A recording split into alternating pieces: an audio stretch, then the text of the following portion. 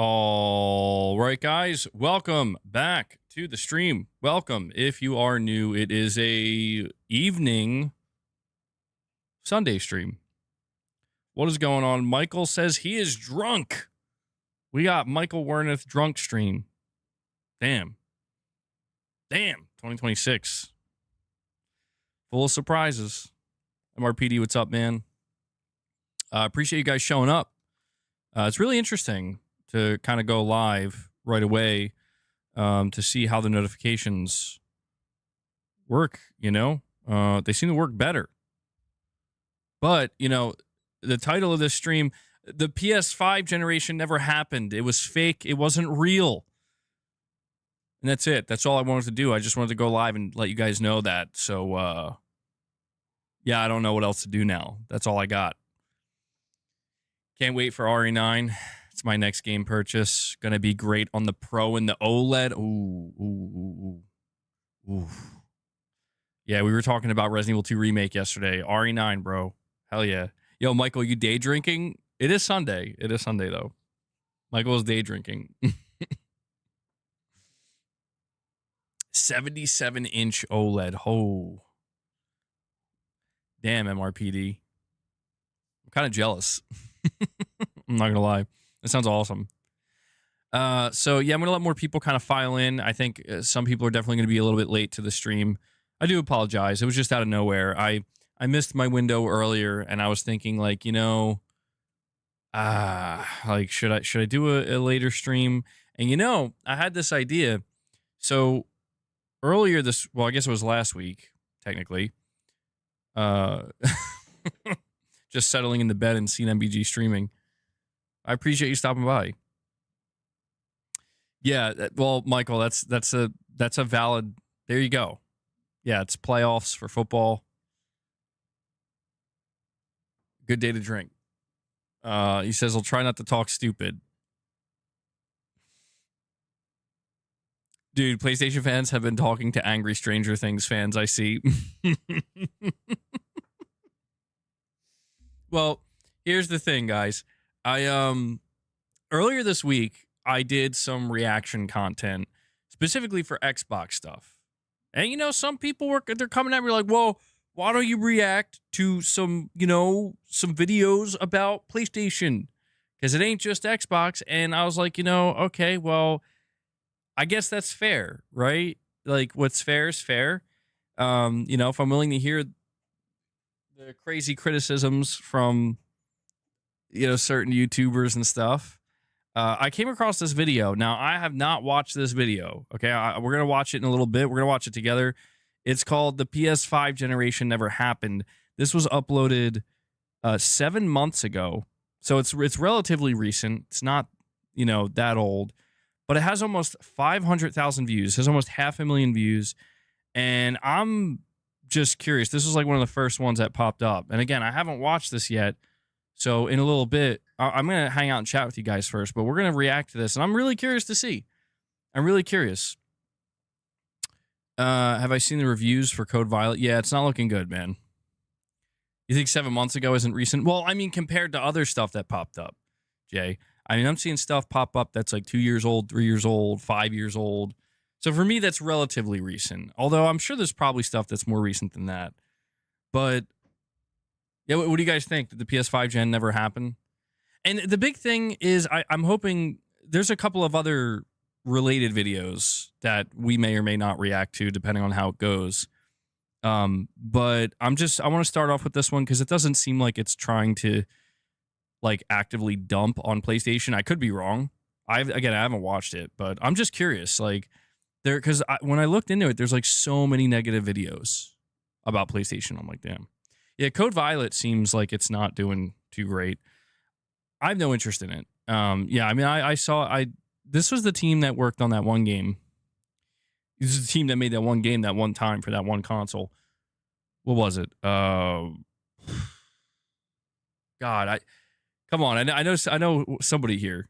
It's literal ass. Somebody here has to know what it is. It's like where you're like a fireman in space or something. Anybody remember? I remember they like really leaned into quantity or quantic quantum error? I think quantity error, bro. It's quantity error. Yeah, quantum error. Yeah, I remember they really leaned into that, man. And or they really leaned into that being like a PS5 exclusive, and it did not turn out well. I saw the gameplay for it. I'm like, I'm good, man. Development error. Shit, man. That damn autocorrect. You think PlayStation's about to open the floodgates? I feel like it's the opposite, to be honest. I feel like they have their 2026 locked in. You got Marathon, Saros, Wolverine, and then they got an incredibly strong third party, bro. Like, PlayStation's third party is stronger than it's ever been, man. That's the crazy thing. It's stronger than it's ever been. And so arguably Sony's able to do the least amount if they want to. I think they're saving as much shit as they can for the PS6 reveal. That's my personal theory. But I could be totally wrong with that. I never know what Sony's doing, dude. I've been trying to predict these guys for the whole generation, and I can't quite figure it out. You think PlayStation first party sad? Did PS5 have any momentum after the release titles? Yeah, I mean, I'd say so. Yeah, I mean, you could argue that they had the strongest momentum earlier on. If all the talk is about exclusives, they're shitting the bed. That's it. I mean, dude, you're not the only one who feels that way. See, this is where I'm curious to watch this video with you guys, because I don't know if I'm going to agree with it or not. Like, there might be some things I agree with, but you think I should try Dragon Quest VII Reimagined demo?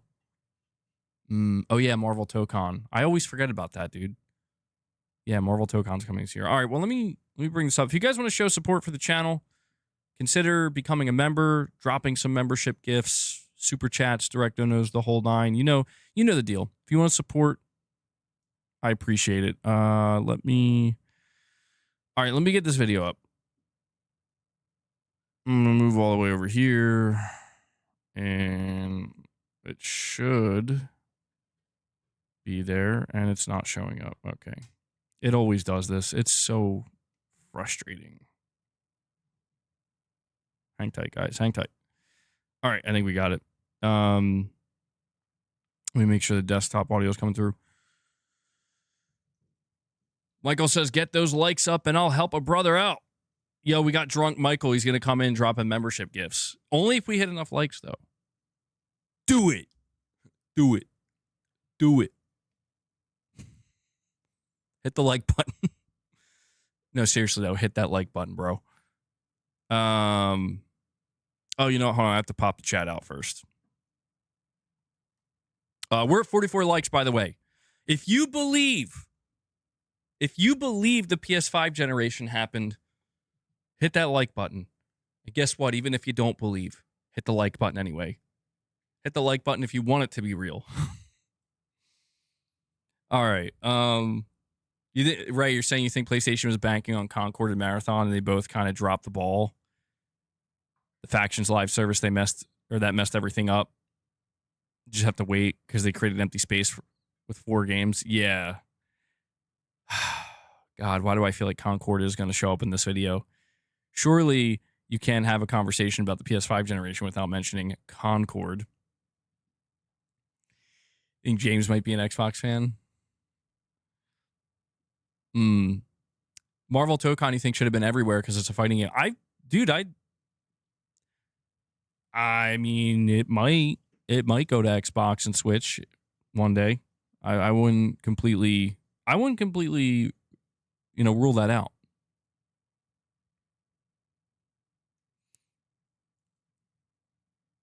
They literally dropped Astrobot a week later after Concord. A2, no. No. What are you talking about? What are you talking about, bro? Astro who? Astro what? Game of the year 2024? I don't think so, son. All right, I need to calm down. My wife made this really delicious soup, and I ate a bunch of soup and bread, and I'm like, woo! I'm like Ric Flair. I don't know. I don't like this hype isn't justified. Anyway, Michael loves the hype, BG. I mean, that's the funny thing is sometimes in the evening I get a little bit more worked up, you know? Second wind.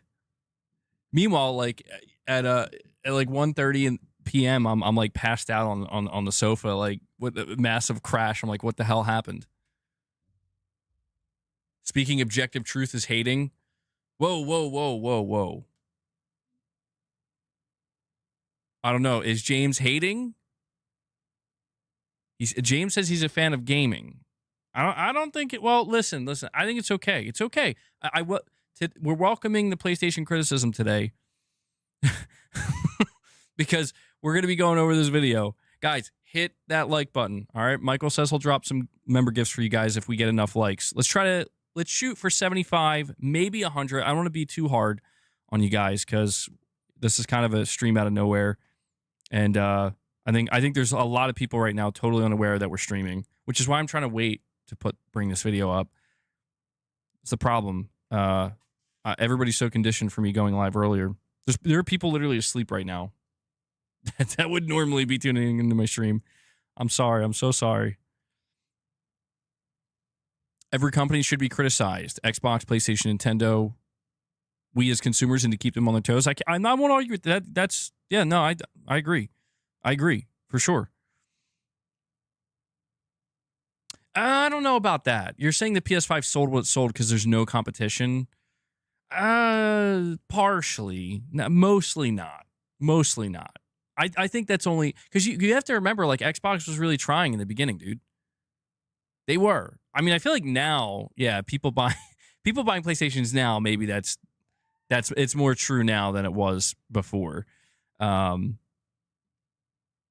yeah. I don't agree with that, bro. I don't agree with that. You're saying it's sold off of pure brand loyalty? Oh, no. Like, I'm trying to be understanding that that is a reality for some people, but I don't know, man. I feel like you're being too harsh on the good stuff that Sony did do this gen. Come on, man. Like, I feel like people are like, God of War, Ragnarok, what is that trash? Like, what? God of War Ragnarok's amazing.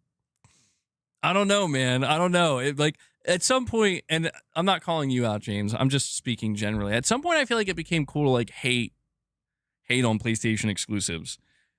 Like, don't get me wrong. I think there's some fault in some of them. You know, people, like, criticize Sony with the remasters and stuff. But, well, we're going to get into it. I have no idea what this video is going to say. So, I might, 15 minutes from now, I might be going on a rant. I don't know. I might be ranting. I might be agreeing. I might be like, I don't know. Bro. You think the same thing can be said about Xbox? When is the Xbox showcase? If you're talking about the Xbox Direct, I think that's January 22nd. Yeah. That'll be an interesting one. I'm actually pretty excited for it. I'm not going to lie, because of Forza Horizon 6. I'm pretty excited for that one. If criticism is fair, it's fair, but a lot of times it can just be hate. It's tough. I think it's tough wading through all the garbage. Yeah. Like, I think on all sides there's people criticizing shit but in reality it's like, the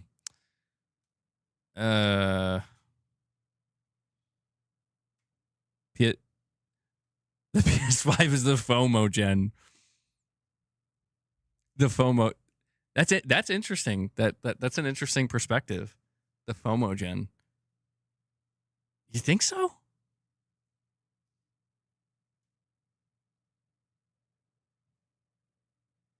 Ragnarok, Death Stranding 2, and Returnal are the 3 best Sony games published. They are some bangers. They are some bangers. I agree.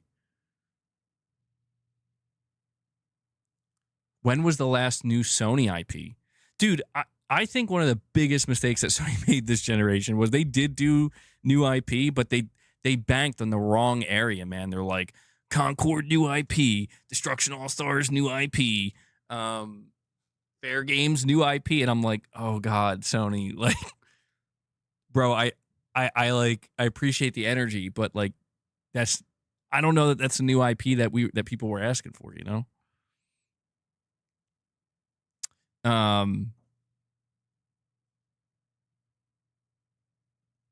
Astrobot and GT7 are pretty good too. Yo, GT7's been killing it, apparently. All right, we'll start this video. Guys, one more time. Make sure you're hitting that like button. All right, let's get those likes up. Michael, drop some gifts for you if we hit however many likes pleases him. And yeah, if you guys want to drop support, feel free to do so. He's right there. He's like, yo, where are those 75 likes? Guys, we need 75 likes stat. We needed it like 5 minutes ago. And then we'll start this video. You know what? We ain't started a video until we get 75 likes. You know, I'm canceling the stream. It's over. Oh my God. Dude, it's so windy and cold outside. And I have the heat blasting right above my head. 10 more. 10 more and we'll kick it off, all right? That's interesting. You're saying brand loyalty only exists because the brand does well. I mean, yeah, there's logic there. There's absolutely logic there. I mean, I would argue that I think Sony really tried to do things a little bit different this gen, and I think it rubbed some people the wrong way. Big time. Big time. Like, I think for a lot of people, the PS5 generation changed the identity of PlayStation to a degree. And I try to be understanding of that. Like, I try to understand that, like, there are people who grew up with PlayStation, PS2, PS3, even the PS4 gen, and there's no denying that a lot of stuff that Sony did this gen is different. It's just different from what they were doing even last gen, you know? No, this is not like an emergency stream. No, to be clear. See, I just saw an uptick in viewers. I think another wave of notifications got pushed out. 3 more likes and we hit 75. I believe in you guys. I believe in you. We could do it, and then we'll start. All right, where am I at here?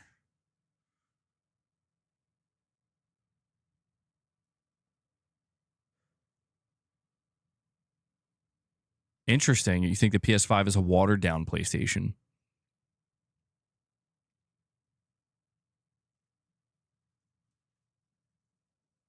Yo, dude, there's like some...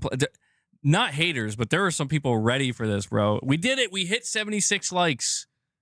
We did it. Thank you. Appreciate it. Thank you, guys. Michael should be pleased now. He's drunk. He needed the likes. Japan studio closing.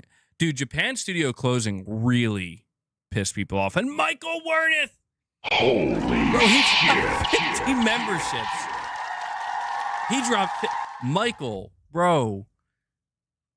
I don't even know what to say. I thought he was going to drop like 10, maybe 20. Yo, I should. I got to get Michael a Fly Eagles Fly soundbite. 50 memberships, dude. What? Yo, Michael, you're a real one, bro. Thank you. Thank you so much for that. Let me see if I can find it. They only have the song. Is the song copyrighted? I have like 10 different songs here. Cinematic Eagle Cry sound effect. I don't think... Hold on, we got Fly Eagles Fly 8-bit version. Oh! Boss is hype. Fly, boss. Fly. Where are your treats? Hold on.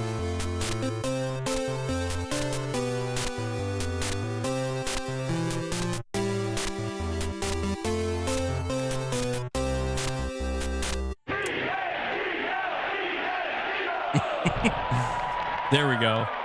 There we go. It's the least I could do for you, Michael. That's awesome. I didn't know they had an 8-bit one. What'd you say? Oh. Huge shout out to Michael Werneth, bro. Absolute legend on the channel. He said he would drop you guys some member gifts if we hit 75 likes. Was not expecting a 50 bomb, bro. So once again, thank you so much, Michael. Really appreciate that support, man, especially on like a spontaneous Sunday evening stream. So I will add that to the counter. We will bring this up. We'll get this started. Yeah, you can lower it. I'm like sweating down here. Got the heat blasting too high. Boss is happy too, bro. Boss is feeling a lot better. I forgot to mention before we dive into the video, people were asking about Boss. He's good now. I actually think so. This is a bit of an aside, but when we brought Clark home, he was eating a different type of dry food, a different brand. And I think Boss started eating it, and I think Boss was allergic to it. And he got a little bit sick. He's like under the weather. And that's why he wasn't really hanging out during the streams and just was nowhere to be found. I thought it was because he didn't like Clark. It wasn't that. So I got rid of that food. He's better now. He's doing good. He's back to his his normal self. So, all right. Well, damn, dude. 50 memberships. We cap it out at 100. I don't know if we'll get to 100 tonight.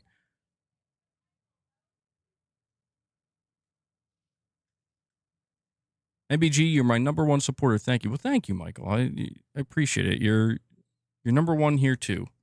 Sometimes number two, sometimes number three. It depends, you know. Tonight, you're number one, Michael. Time to feed the boss. Yeah, boss is chowing down. MBG, the PS5 has been one of the most successful financial consoles in PlayStation history. Even the Portal successful. Don't believe the bitter Xbots in chat. They lost. Damn, bitter Xbots in chat. I mean, MacTube, you know me, bro. Like I feel like I've been pretty fair this generation, mostly with like criticizing PlayStation when I feel like they need criticism, but also walking that line of like, I just think like the thing that I fail to understand at times is like people who like PlayStation but just can't stand it now. That's what I kind of don't understand a little bit. Like, I mean, if you're a PlayStation fan where like you loved Japan Studio, like that was the only studio you truly loved under Sony, I kind of get that. But I just find myself perplexed at times, you know, a little bit perplexed in that, like, yeah, I don't know, man, that the PS5 generations, it's offered a lot of games. Like, I've never been more overwhelmed with games. And I guess, you know, we're not just talking about first party, but is there an update coming to PS5 soon? I think so. Oh, you're talking about like the PSSR update? Probably. I mean, we were thinking like first quarter, right? Yoshida was behind games launched or not, though. It was, I mean, yeah, I won't deny Shuhei Yoshida. Oh, Luna wants some treats too. Shuhei Yoshida was the GOAT, dude. Come on, Luna. Luna wants a few treats too. Go ahead. It's all you. Losing Shuhei Yoshida was tough. I think Herman Holst has a lot to prove still. And I think Herman has a great opportunity starting with the end of this generation, but certainly going into the PS6 generation. Like, is Herman the guy? Is Herman the guy? I think that after Concord, a lot of people are like, Herman is not the guy. But then I look at what he did with like Kojima and Fizzant, and I'm like, maybe he still is the guy. I don't know. Like, he's been. I think it's only fair to give Herman Holst a second chance, only because of this. We need to remember that Jim Ryan was the one who promoted Herman Holst to become the head of PlayStation Studios. And Jim Ryan, he had a vision, and his vision was, Herman, live service games, bro. You need to lock in with those live service. And I feel like Herman was trying to do the best he could, but I think he just kind of failed, at least to a degree. Certainly with something like Concord and Fair Games, because it's like, you know, now we know that Hideaki Nishino is the new CEO of PlayStation. I don't know what his mandate is, but, you know, I think it's only just kind of fair. Maybe Herman gets a second chance under new leadership and see maybe he was put in a difficult position where it's like he didn't realize when he became the head of PlayStation Studios that that's what he would be tasked with. I mean, we're talking about the guy who's responsible for the Killzone games as well as Horizon Zero Dawn. So it's like, yeah, I could kind of understand that.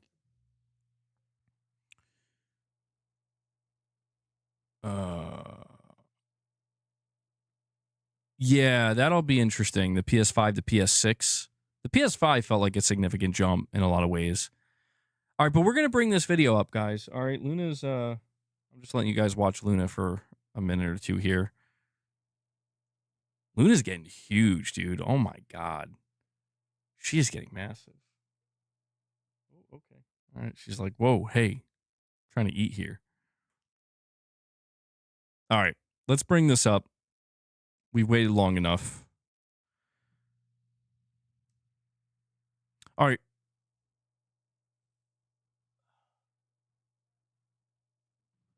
What is that? Oh, okay. All right. Luna's very cute. Luna is cute, yeah. She's very Luna's very fuzzy. She's a really fuzzy cat. She's got like a really thick coat of fur.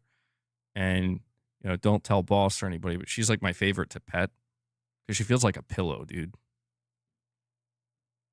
But she's a feisty one though. She's a feisty one.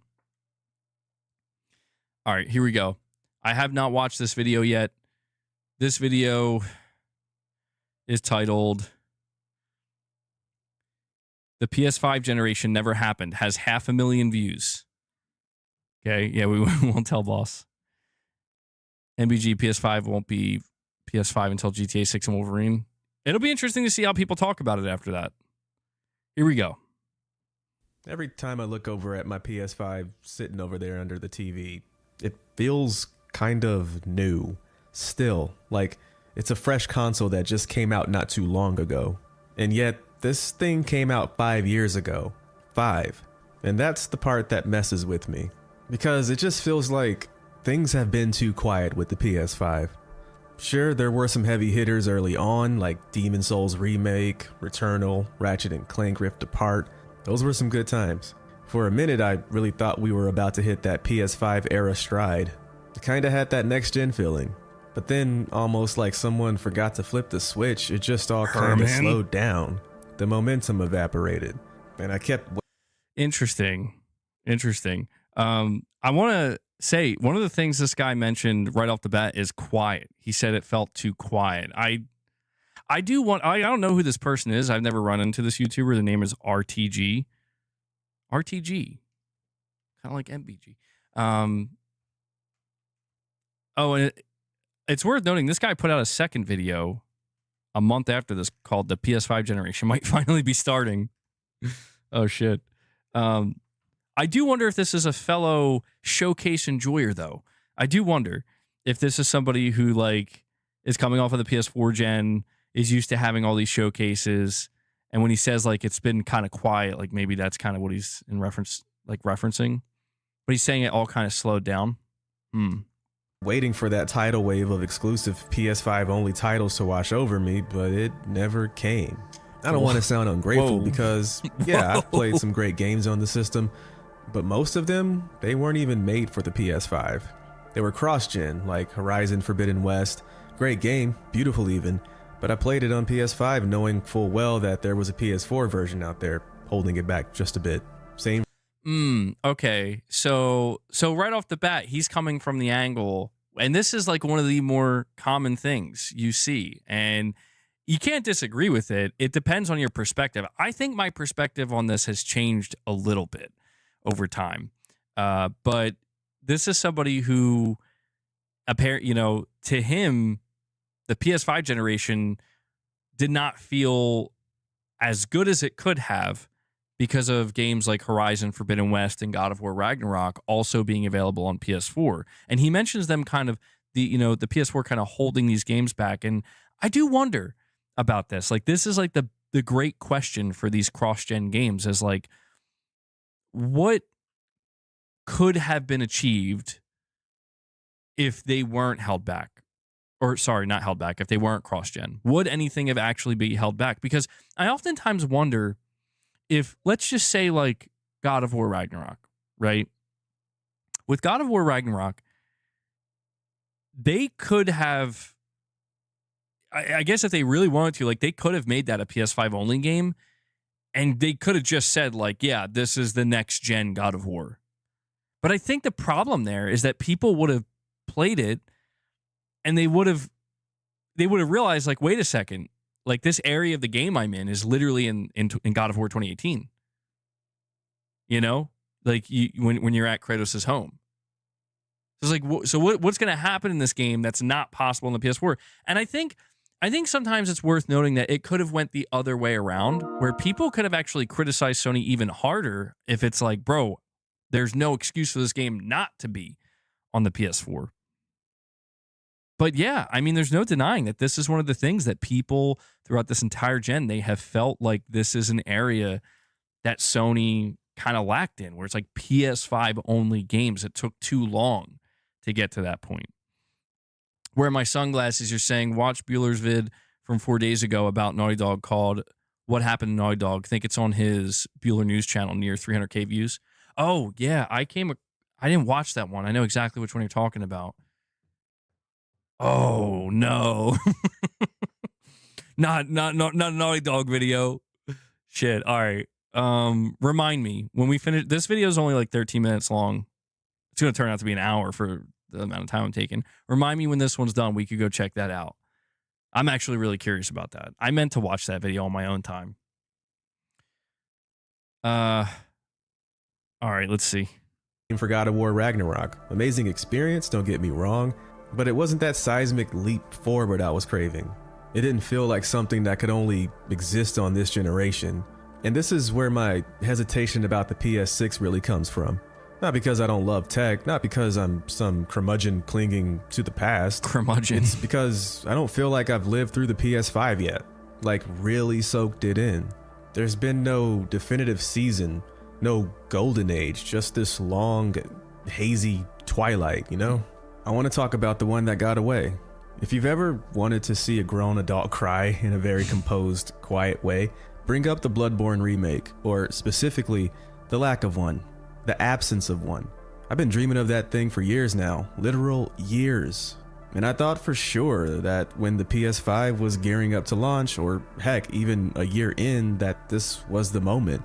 This was when we'd see that game getting the treatment that it deserves. Guys, we found him. We found him. We found the guy that if Sony comes out with the PS6 and says Bloodborne remake exclusive launch title, this is the guy that's like, day one, I am too. But I think that's so funny. I was not expecting him to bring up Bloodborne. It's a myth. I don't believe it's real. Jack, you're saying with the development costs currently, the only exclusive games you can drop on a new console are AA or indie, or perhaps only one AAA to sell with the console. Well, we do know that the costs are rising. They've continued to rise. Spider-Man 2 was totally out of pocket, bro. You know, a full-blown remake, or even a really solid remaster, running at 60 FPS, loading in a blink. And you know, I thought, who'd better to make it happen than Bluepoint? Those guys nailed the Demon's Souls remake. It's one of the most beautiful games on the console, period. And I just assumed, probably naively, definitely naively, that Bloodborne was next. That they were building it up in secret. That it was just a matter of time. But then I heard the news that Bluepoint was working on some God of War live service game. Dude, oh man, just let that sink in for a moment. Just let that sink in for a second. Bluepoint, the studio that gave us arguably one of the best remakes in modern gaming, period. The ones who understand atmosphere and tone and faithful recreation in a way few others do, working on a freaking live service game based on a franchise known for its tight single-player storytelling and methodical richness. I'm not gonna lie, that infuriated me. I'm no businessman. Heck, I probably don't even have an IQ above 90, or I don't know, I'm not that smart. But I just think that if you want to run and maintain a successful business, you should give the audience what it wants. Bro's like, listen, man, I'm pretty stupid, and even I know that's a stupid decision. You know what's sad, man, is he's totally right. He's totally right. We've talked about that. That was one of the biggest things. I remember doing that live stream when we heard that Bluepoint's game and Sony Ben's game were both canceled, and we found out Bluepoint was a God of War live service. Here's the thing, though, and it's, in my opinion, it's absolutely worth mentioning here, because I think, I could be wrong, but I think this guy is coming more from the angle of a slightly more casual person who's not really deeply in the weeds of like following PlayStation Studios and what's going on. And the actual the domino effect that occurred with Bluepoint is as follows. They finished Demon's Souls Remake, released it as a PS5 launch exclusive. After that, they were tasked to help Santa Monica Studio finish God of War Ragnarok. A lot of people don't know that Bluepoint Games was actually a support studio for Santa Monica for 2 years to finish Ragnarok. So I think the logic here, I'm not saying it was the right decision, but just to make sense of it, right? The logic was, from Bluepoint's perspective, they were like, yo, man, we've been working with God of War assets and the God of War engine for like 2 years. We are very familiar with this and we're experienced in it now. At that time that Bluepoint would have pitched their game to Sony, it would have been like 2022, early 2023. Sony was in the thick of live service. I think from Bluepoint's perspective, they were like, what? This is a win-win.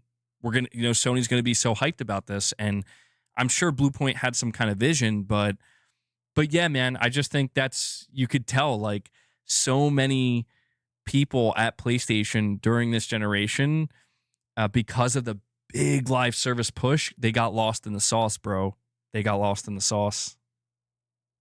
Especially when that audience is clearly screaming to you exactly what it wants. Please, God, like year after Bloodborne. year, consistently nonstop. We want freaking Bloodborne. Hello? And you have a team that can clearly do it and do it well, probably better than no one else out there. And you put these guys on a live service game. You're fired, Sony. You are fired. Anyways, though, I know what you might be thinking. Like, hey, there have been games. You're being too hard on it. And sure, let's run the list. We've got Returnal, Ratchet & Clank, Demon's Souls, Spider-Man, Miles Morales, again, cross-gen, Final Fantasy 16. There's a handful of others if we stretch it. Well, Ghost Final of Tsushima, Fantasy 16 Director's is like Cut, everywhere now. PS4 game originally. The Uncharted Legacy of Thieves collection. A few decent indies. And yeah, a smattering of third-party releases that ran better on the PS5 than PS4. But doesn't it feel a bit thin for 5 years? I mean, in total game count, I'm talking about signature moments. Things that define a generation. PS2 had GTA 3, Metal Gear Solid 2, Shadow of the Colossus. PS3 had Uncharted 2, The Last of Us, Little Big Planet.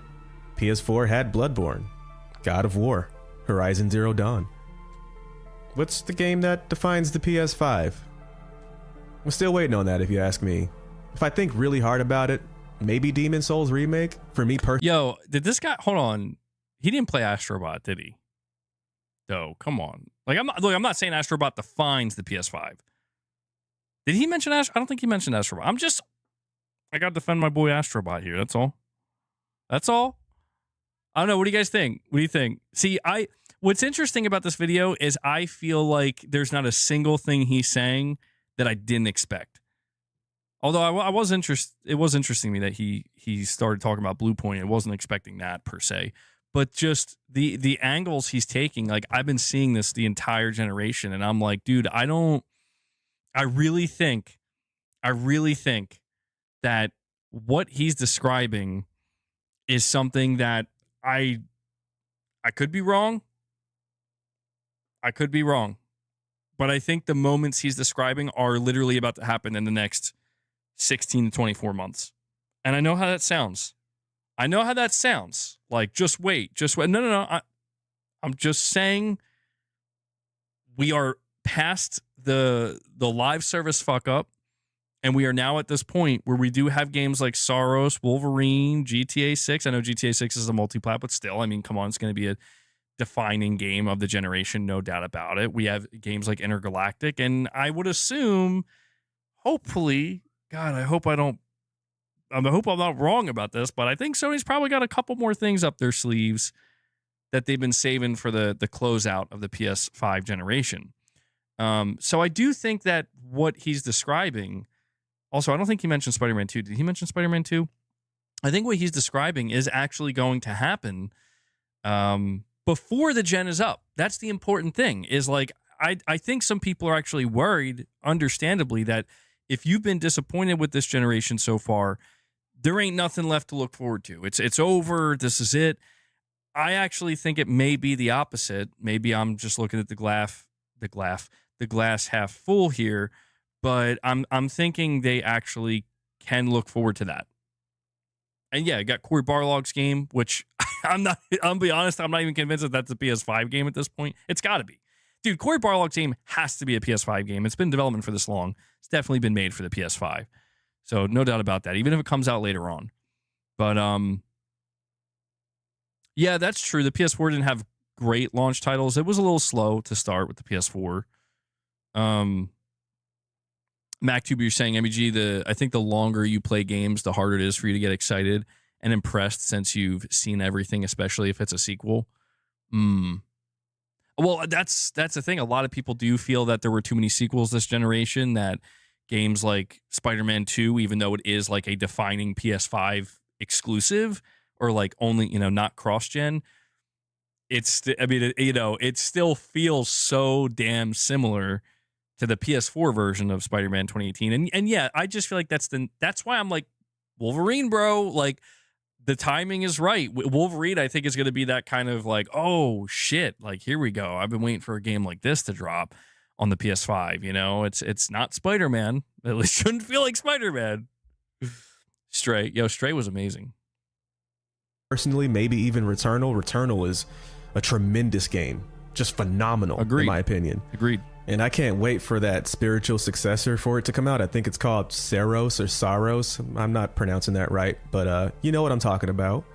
And it's not just about how many exclusives we got. It's the spacing of them. I think that's what's really bothering me, because we do have a decent amount of games on the PS5 that are exclusive to it, but it's just the spacing of it, how long they take to come out. The console launched with a bit of heat and then entered this weird drought. Even now, 5 years in, the release schedule feels light. I just think that Sony is going through a bit of an identity crisis. Back in the PS4 days, Sony knew who they were, They were the single-player powerhouse, the studio that gave you rich story-driven adventures that you actually wanted to play alone. You didn't need a buddy, you didn't need a ping system or a battle pass, you just needed a controller, a couch, and a few solid hours to lose yourself in something incredible. Horizon Zero Dawn, God of War, Ghost of Tsushima, Bloodborne, even Days Gone. I really enjoyed Days Gone. Yo, say what you will about it. This guy gets it. That game had ambition. This guy gets it. I think it swung for the fences, and you just got that sense that Sony believed in those types of games. Like, yeah, this is our thing. This is what we do best. And then something shifted, man. Something along the way, maybe it was the pressure from investors or the growing success of Fortnite, probably most definitely the growing success of Fortnite. And, someone probably just getting a little too excited about recurring revenue charts. Sony decided that they wanted to chase live service hard too. Yep. Like, not dabble in it, not experiment with it, but full on pivot to it. Yeah. Suddenly, they just weren't supporting a few multiplayer projects here and there. They were talking about launching 12 live service games. 12? Bro. We remember. That's not exploring new territory. That's a full-blown invasion. And look, I'm not anti-live service. There's room in the industry for all kinds of experiences. The problem isn't that Sony is trying something new. The problem is what they're sacrificing in order to do it.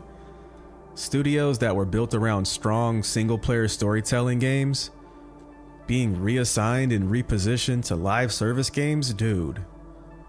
Those time and those resources that could have gone into making the next big solo adventure, spent on multiplayer maps, seasonal cosmetics, and back-end infrastructure for online services that might not even survive a year post-launch. I don't think it's just about the games they're making. I think it's about the values that they're shifting away from. Yo, I feel like this guy has tried so hard not to name drop Concord. Can we talk about that for a second? Like I feel like we all know what game you're talking about, but he won't do it. He's like, it's too easy. It's too easy. Concord's too easy. No, he's not entirely wrong though. In fact, I'd say actually he mostly hit the nail on the head in that what he's describing here, because I remember going through all this with you guys, and I just took a more positive approach with it. Even though people were kind of panicking, which I guess in hindsight, it's like, yeah, maybe we should have been panicking.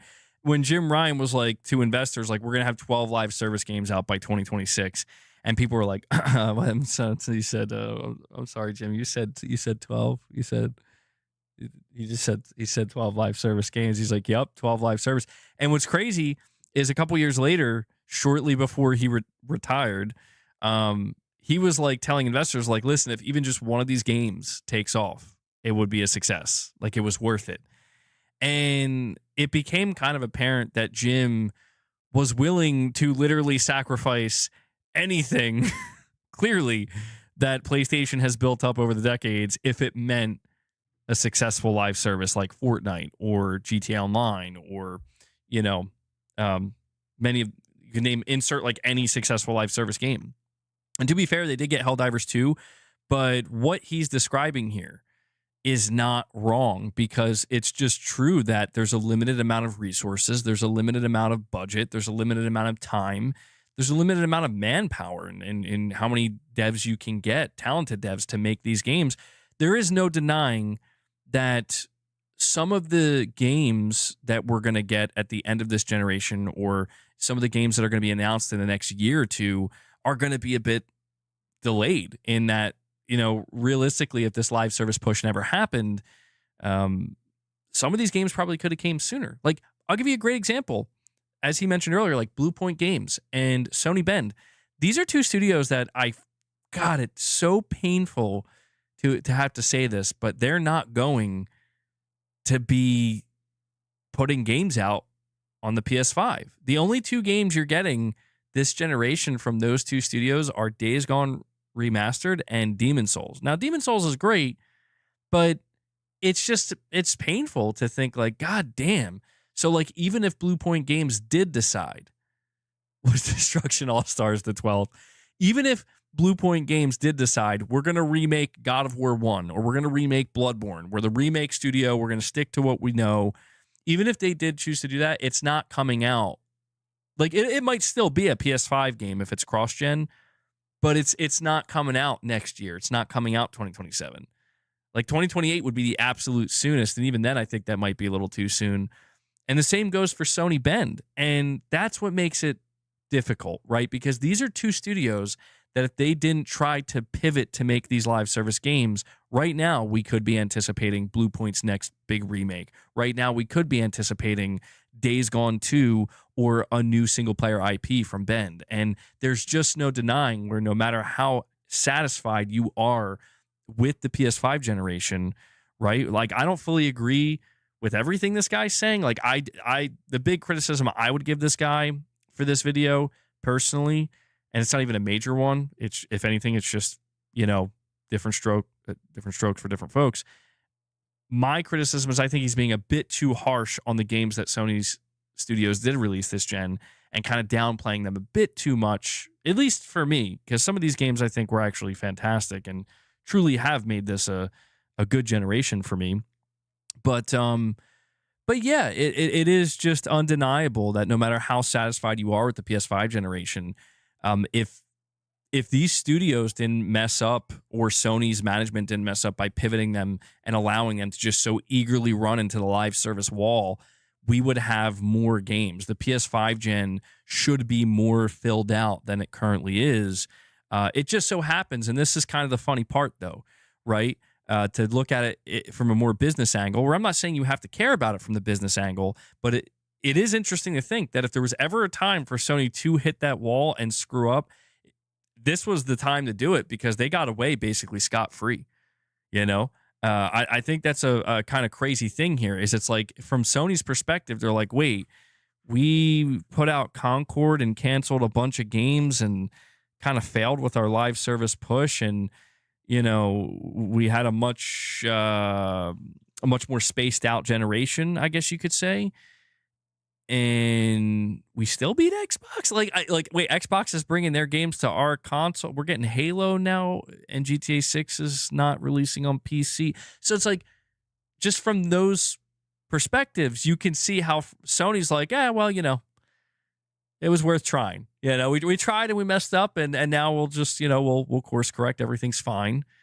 And again, from the consumer and player perspective, I'm not saying you have to care about that, but it's just interesting to view it from all angles.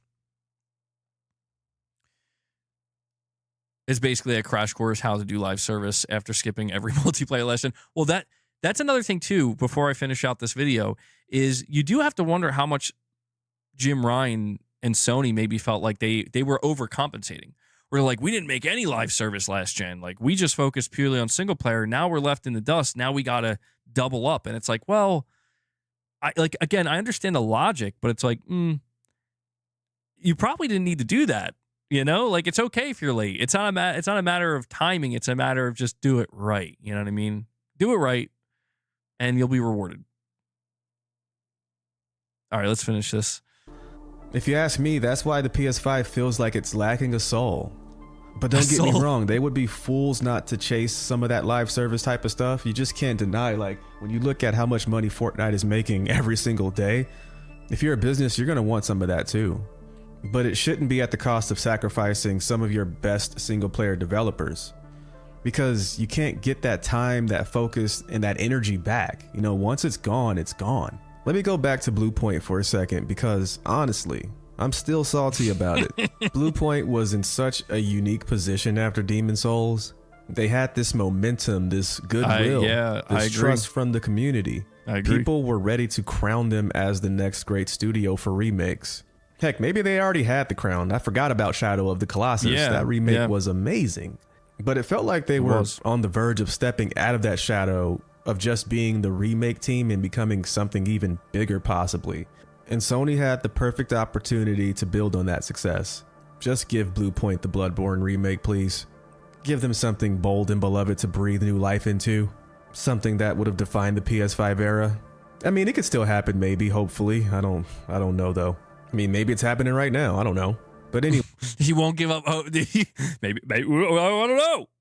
Do I sense a little bit of hope there? And we have Crooked Trickster deciding to become a channel member. Thank you. Appreciate it. Crooked, thank you so much for that, buddy. I very much appreciate it. Thank you for deciding to become a member.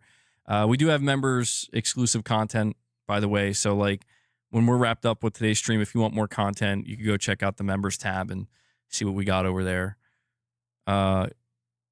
You like to put these streams on while you play PS5, which never existed. Yeah, it's a fake console, bro. Fake console. It's not real. Anyways, they hand them a God of War live service project. I can't. Like, what are we doing? For real. What are we doing? Anyways, let's move on to another topic. Dude, he had to bring that up One twice. of the things that used to make PlayStation was how it set the tone for gaming. It didn't seem like it was reacting to what was hot. It was leading the conversation. Reverse World, thank saying, you, bro. Hey, check this out. Thank you. And the rest of the industry would follow. I appreciate you. But it's been the other way around lately. Live service is the perfect example of that. Instead of doubling down on what made them, Sony's been chasing the same trends as everyone else: multiplayer shooters, hero-based PvP, persistent online worlds. And, you know, like I said earlier, I understand it. I get that temptation. But I hate it. I just do. You saw what happened to Concord. You see what's going on with Marathon. I mean, Marathon is still in alpha, but he did it. He mentioned Concord. That's not looking too good. I'm just sick of it. I am sick of this live service push. And it's just that Sony has a gold mine with single player games. You know how they keep remastering and remastering the remasters of their current games? Dude, they could pull back from the PS1, the PS2, the PS3 generation and remake so many bangers it's ridiculous. Like, if they're in a position right now where they might be creatively bankrupt, all they gotta do is look backwards. Just randomly pick one of them. Remake it and Legend win. of Dragoon. I don't know. Boom, Remake Heavenly Sword. We remake saved Sony. Uncharted 1, Uncharted 2, Uncharted 3. Just remake them. I'll play them. Remake those first 3 God of Wars. I'll play them. Let it be known, if you are somebody who has criticized the PlayStation 5 generation because of remakes, it ain't just me. This guy's guilty too. That's funny. I mean, I think Sony is going to do these things in time. I do. Like, I actually wouldn't be surprised if, because he keeps bringing up Bluepoint. Don't be surprised if Bluepoint is actually remaking God of War 1, like the first one on PS2. Full from the ground up remake. Killzone 2. Heck, go even further back. Remake Siphon Filter. Jumping Flash. I don't care. Siphon Filter, Why not bro? remake Tekken 1, Tekken 2, Tekken 3? Just think outside of the box. Yo, he's just throwing. He's like, you know what? Sony, just remake games you didn't even publish. You know, just. I mean, shit, man. Tekken 3 remake, Jumping Flash. That's crazy. This man asked for Jumping Flash. That's funny. What did Sony do to this man? I'm telling you, I know when this guy broke. This guy broke when he found out about Blue Point Games. He survived Concord just to find out Blue Point Games was making a God of War live service, and that's what did this man in. That's what inspired this video. I know exactly. Yep. Box, man. You've got an infinite amount of amazing games from way back in the day that you can remake and make bank, because I show up for every single one of them. This doesn't mean wait, hold on. You're telling me Sony published Tekken 1 and 2? Did they? What? Really? No, wait, are we talking about a different game here? I mean, no, unless if you're talking about Jumping Flash, I know that was Sony. I'm pretty sure Sony didn't publish Tekken 1 and 2, though. Okay, you're talking about Jumping Flash. Okay. I was going to say, that would be news to me. I'm like, yo, wait. I mean, to be fair, though, Sony has published some random-ass games in the past. So that's why I'm like, wait, did they? Probably exclusivity. Yeah. Tekken has always been really close, kind of like Resident Evil. So many of these franchises have like close ties to PlayStation. Tekken's definitely one of them. You have to drop the live service thing, but you should, I don't know, man, you should be opening up studios focused on digging in the crates and kind of dusting some stuff off and, remaking them. I think there's a huge audience for this type of stuff because the vast majority of us are, graybeards. I've been around since the PS1. I've been around even before the PS1, and I've been there for every generation. The 1, the 2, the 3, the 4, and I'm pretty sure a lot of you have too. And I'm just the type of guy who won't hesitate to buy a proper remake. Like the Oblivion remake, tremendous. I can't stop playing it. When that Silent Hill 2 remake dropped, I was all over it. Those Resident Evil 2 through 4 remakes, all over it. No hesitation. I picked them up ASAP. What about Sly Cooper? Oh yeah. What about Jack and Daxter? Demon Souls was published by Atlas. Sony's got an arsenal of bangers. It doesn't even make sense. I don't dye my beard. I think I'll leave the video off here. I've got another idea to talk about why I'm not ready for the PS6, because I'm really not ready for the PS6. There's been talks of it potentially coming out like around 2027, and that doesn't make me happy at all. This is the first console generation. Well, that's too bad. Someone's going to put that gun in your head and say, you buy it. You buy that PS6. Or we pull this damn trigger, son. I'm telling you, man, I could feel it. I could feel it I could sense it through the video. He's like, don't do this to me, Sony. Because he knows he'll buy the PS6 day one, just like I will, just like you will. He knows it. I know it. Sony knows it. And he's like, please, God, don't do this. You can't do this to me, Sony. Where I am completely and absolutely not ready for the next one. There is too much unfinished business with this PS5 to even be thinking about a PS6, in my opinion. COVID definitely had something to do with it. I think we're in this strange time warp. I don't know, time is just weird and it doesn't make sense anymore. But anyways, I think we've got some serious unfinished business with the PS5 to even think about a PS6 right now. And I think I'm going to reserve this thought for another video for now. Oh, there's the PS6. I should start making videos like this. Fuck. I'm going to make a video titled The PS5 Gen Didn't Even Start Yet. I'm going to be like, fucking Concord, bro. All right, we got to watch another video, though. We got a Naughty Dog video coming up, guys. Are you ready? Are you ready? I have no fucking idea. This is going to be bad. Let's get crazy. What happened to Naughty Dog? Okay, what happened to Naughty Dog? Oh, shit. Here we go. Hit that like button, guys. Make sure you're hitting the like button. I'd really appreciate it. All right. I have not watched this yet either. You know what? There's another one. You can't see it, but right next to this video, the most hated game dev, and it's just a picture of Neil Druckmann. Jesus. The suffering of generations must be endured to achieve our divine end. That is from the reveal trailer for Naughty Dog's next game. It's called Intergalactic: The Heretic Prophet, and they printed this on a commemorative coin that they gave to their staff for 2025. And do you know what's really funny about this? It's not just a game thing, it's pretty much actually true, because functionally, that is the work ethic of Naughty Dog's leadership. And what we're going to dive into today is all of the reporting around just how much of a disaster it seems their internal game development has been. You see, they just put their staff through nearly 2 months of big crunch, all to deliver an internal demo. And the thing is, the full game isn't even planned to release for years, which just makes us think, hang on a second. Are you basically going to be crunching for years upon years to make any of this happen? You see, for years we've heard hell stories about Naughty Dog, basically them just throwing bodies at the problem and burning through their staff. Well, doesn't seem like much has changed. In March 2020, The Last of Us Part 2 was getting ready for release after loads and loads of delays. Back at the time, Jason Schreier was working for Kotaku, and he dropped this bombshell report. And I really do mean bombshell. In it, we learned that Naughty Dog was crunching, and crunching hard. Staff were describing 12-hour days and weekend work, pretty much going on and on and on for a long-ass time, the sort of thing that we in the industry would call a death march. And it was all in service of getting the game ready at absolutely any cost. But to make things even worse, Jason's report wasn't just about The Last of Us Part 2.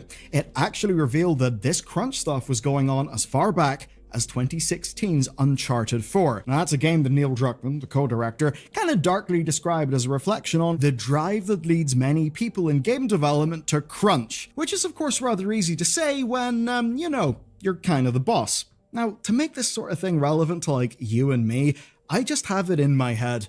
What's been going on with Naughty Dog? Why has their output kind of decreased and decreased over time? Why has a lot of it been like remakes, remasters, that kind of thing? And I have to wonder if they've just lost a lot of their staff because they've ended up being a bit of a shit place to work. Now, at least after that report went out, it seemed leadership kind of understood the problem. They said that they wanted to improve things after 2020, basically between the shift to remote work and the abuse that staff suffered during the launch window leaks. And by 2022, sources actually told Jason Schreier that a freshly implemented production team had actually improved things for the company. See, like this, I remember. I remember there was like a big explosion with Naughty Dog earlier this gen where, like, yeah, these reports from Jason Schreier were coming out and Naughty Dog was like, oh, we're working on it, man. And I don't know, that's why this latest report we got for Intergalactic was kind of strange. Like, so he went over it really quickly in the beginning, but I was telling you guys, like, the biggest concern to me about Naughty Dog at this point, I mean, I know people are like, they're worried about the crunch, and I get that too. According to Jason Schreier and according to, Michael, it's all good. It's all good, man. According to people at Naughty Dog, like the crunch cycle like ended once they got the demo complete. But the big thing that Jason Schreier revealed in that report for Naughty Dog was that the reason why Sony apparently requested a demo for Intergalactic was because Naughty Dog kept missing deadlines. And look, man, when I covered this on my last stream talking about Naughty Dog, I got like this comment, a couple comments of people like, fiercely defending Naughty Dog and going against this. And it's like, listen, I think some people need to understand, like, we're not trying to hate on Naughty Dog here. What we're trying to figure out is if there's actually a real fucking problem.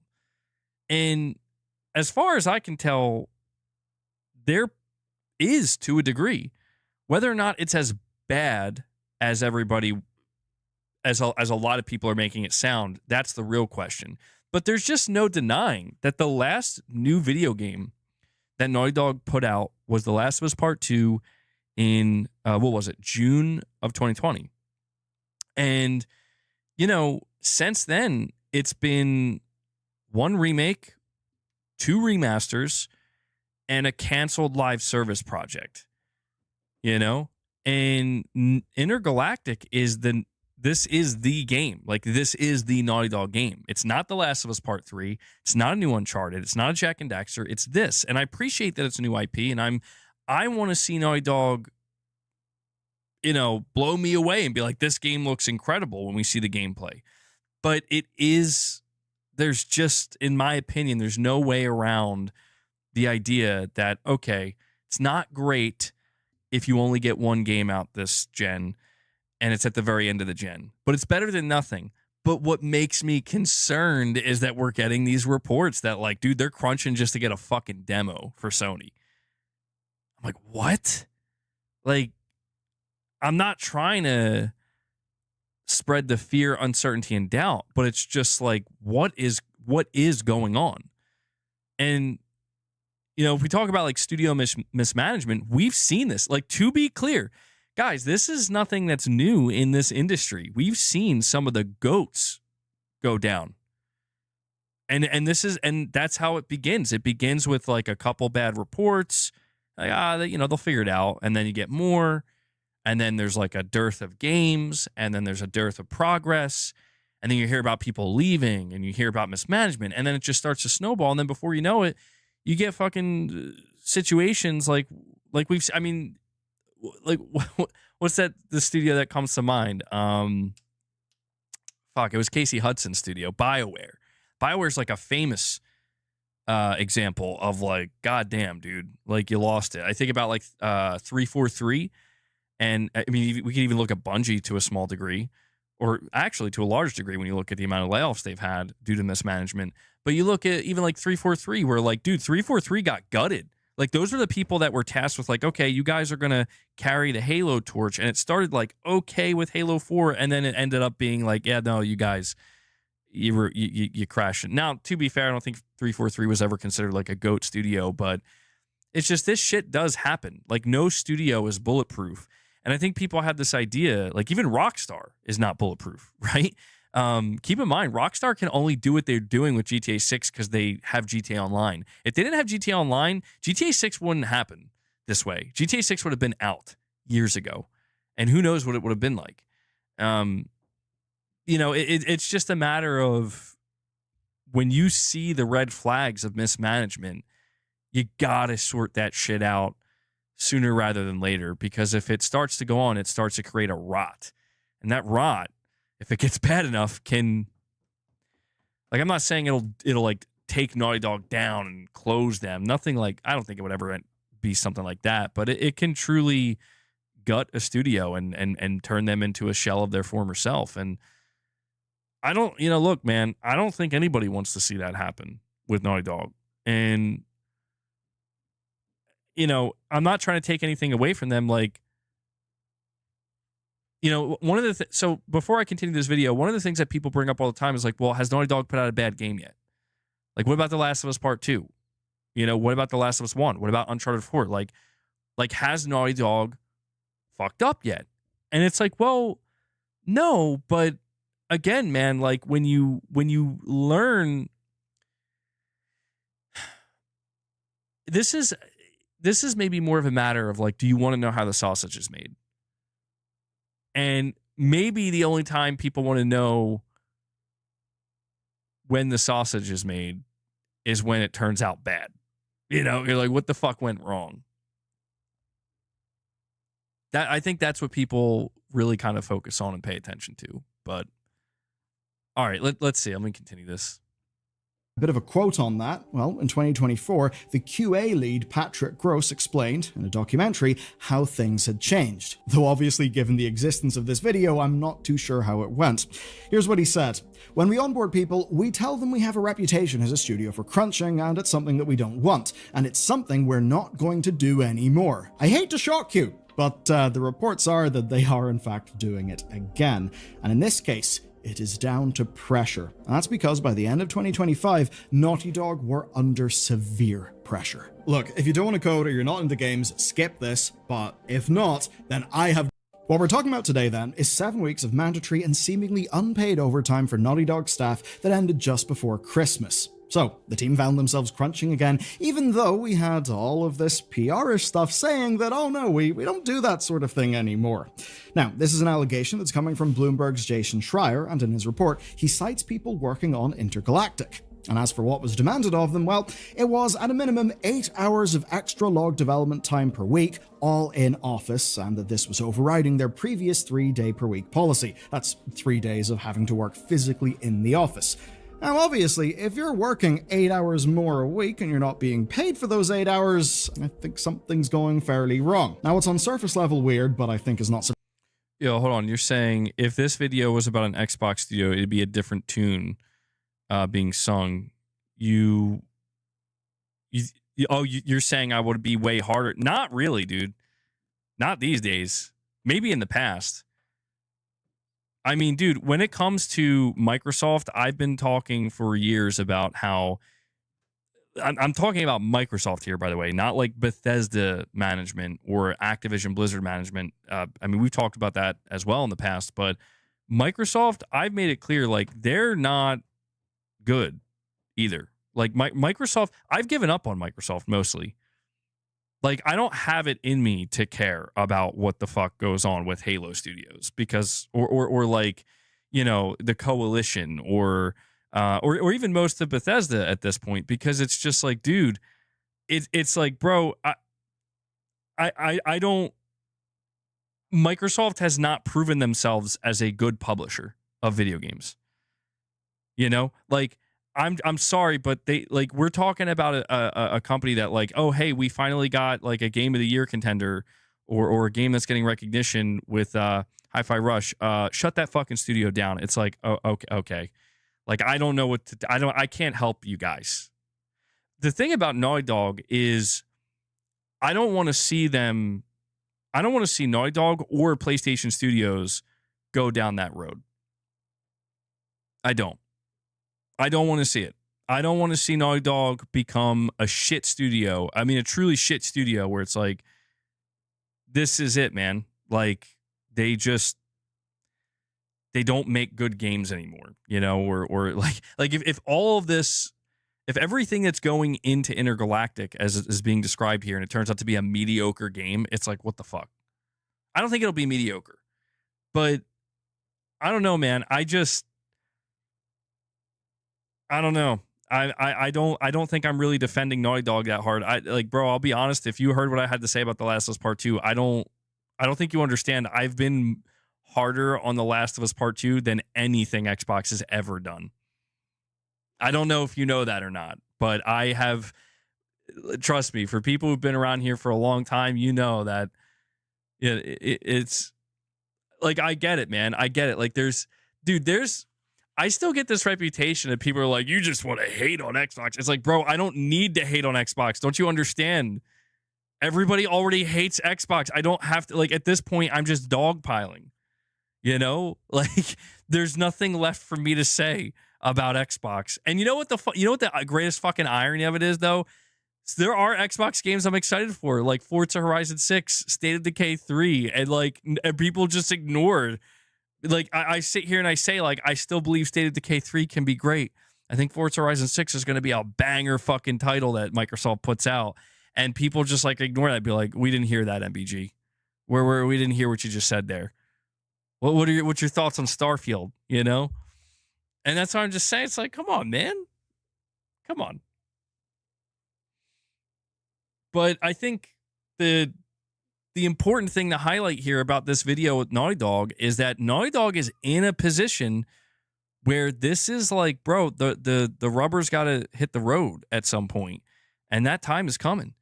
And that's why this report fascinates me, where I know people are like, oh, I'm tired of hearing about the fucking crunch. I don't care. I just want the game. And it's like, well, I just want to know, especially after the situation that went down, with The Last of Us factions getting canceled. Like, what is going on at Naughty Dog? I want to know what the fuck is going on over there. Because listen, man, a lot of people don't like Neil Druckmann. A lot of people don't like the leadership at Naughty Dog right now.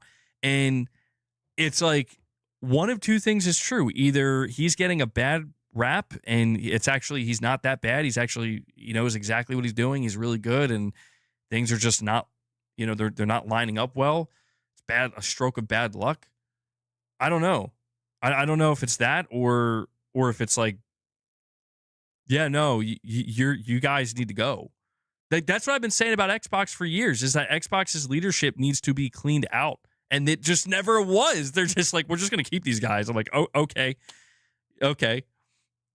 ABG, you're literally justifying your own stance against Microsoft while trying to defend Naughty Dog for being criticized heavily. It's been 7 years since The Last of Us 2, which was this. Well, no. But I'm not defending Naughty Dog. That's what's weird to me, is like, is this coming off as Naughty Dog defense? Like, dude, I'm over here saying that they're on the fucking razor's edge. like I'm not defending them. I don't understand. My whole thing is like, I just haven't given up on them yet.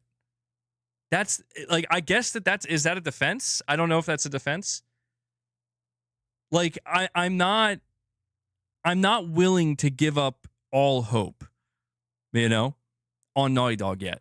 And for me, that moment will be determined by Intergalactic. And, well, they do have a second game in development. So it's like, if they put out Intergalactic, I'm like, this is not great.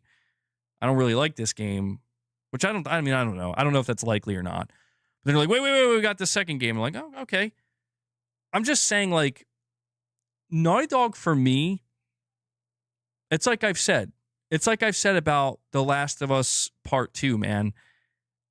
I don't think The Last of Us Part 2 is a bad video game. I think it's a bad story. I think it's a poorly written story and directed story. But as a video game, and I'm not saying that's not important to it. I'm just saying, like, there's so much there. I'm like, Jesus, these guys are so fucking skilled at the games that they craft. And that's why I'm like, I want you to do more, like, without killing your studio, you know? And that's why I'm saying, like, if we're trying to make, so basically, like, what that James guy was saying is, like, let's compare.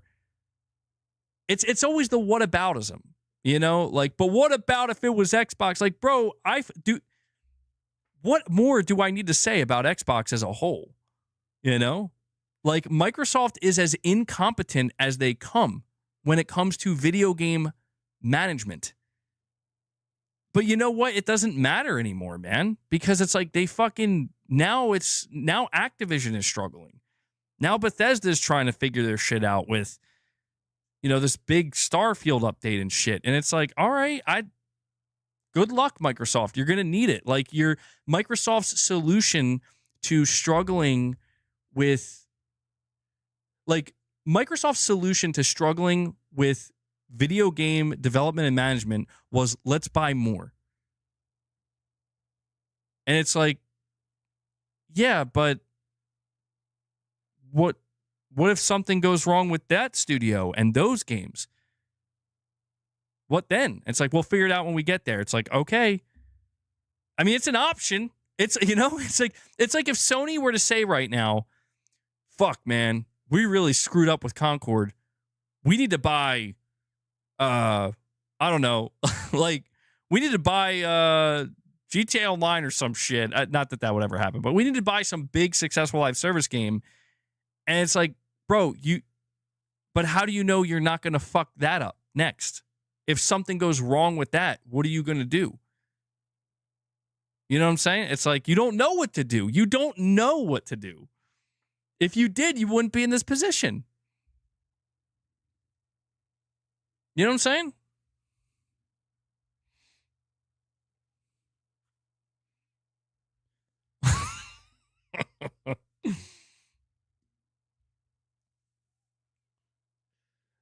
Bro, yo, come on, man. I'm supposed to believe this is legit right now.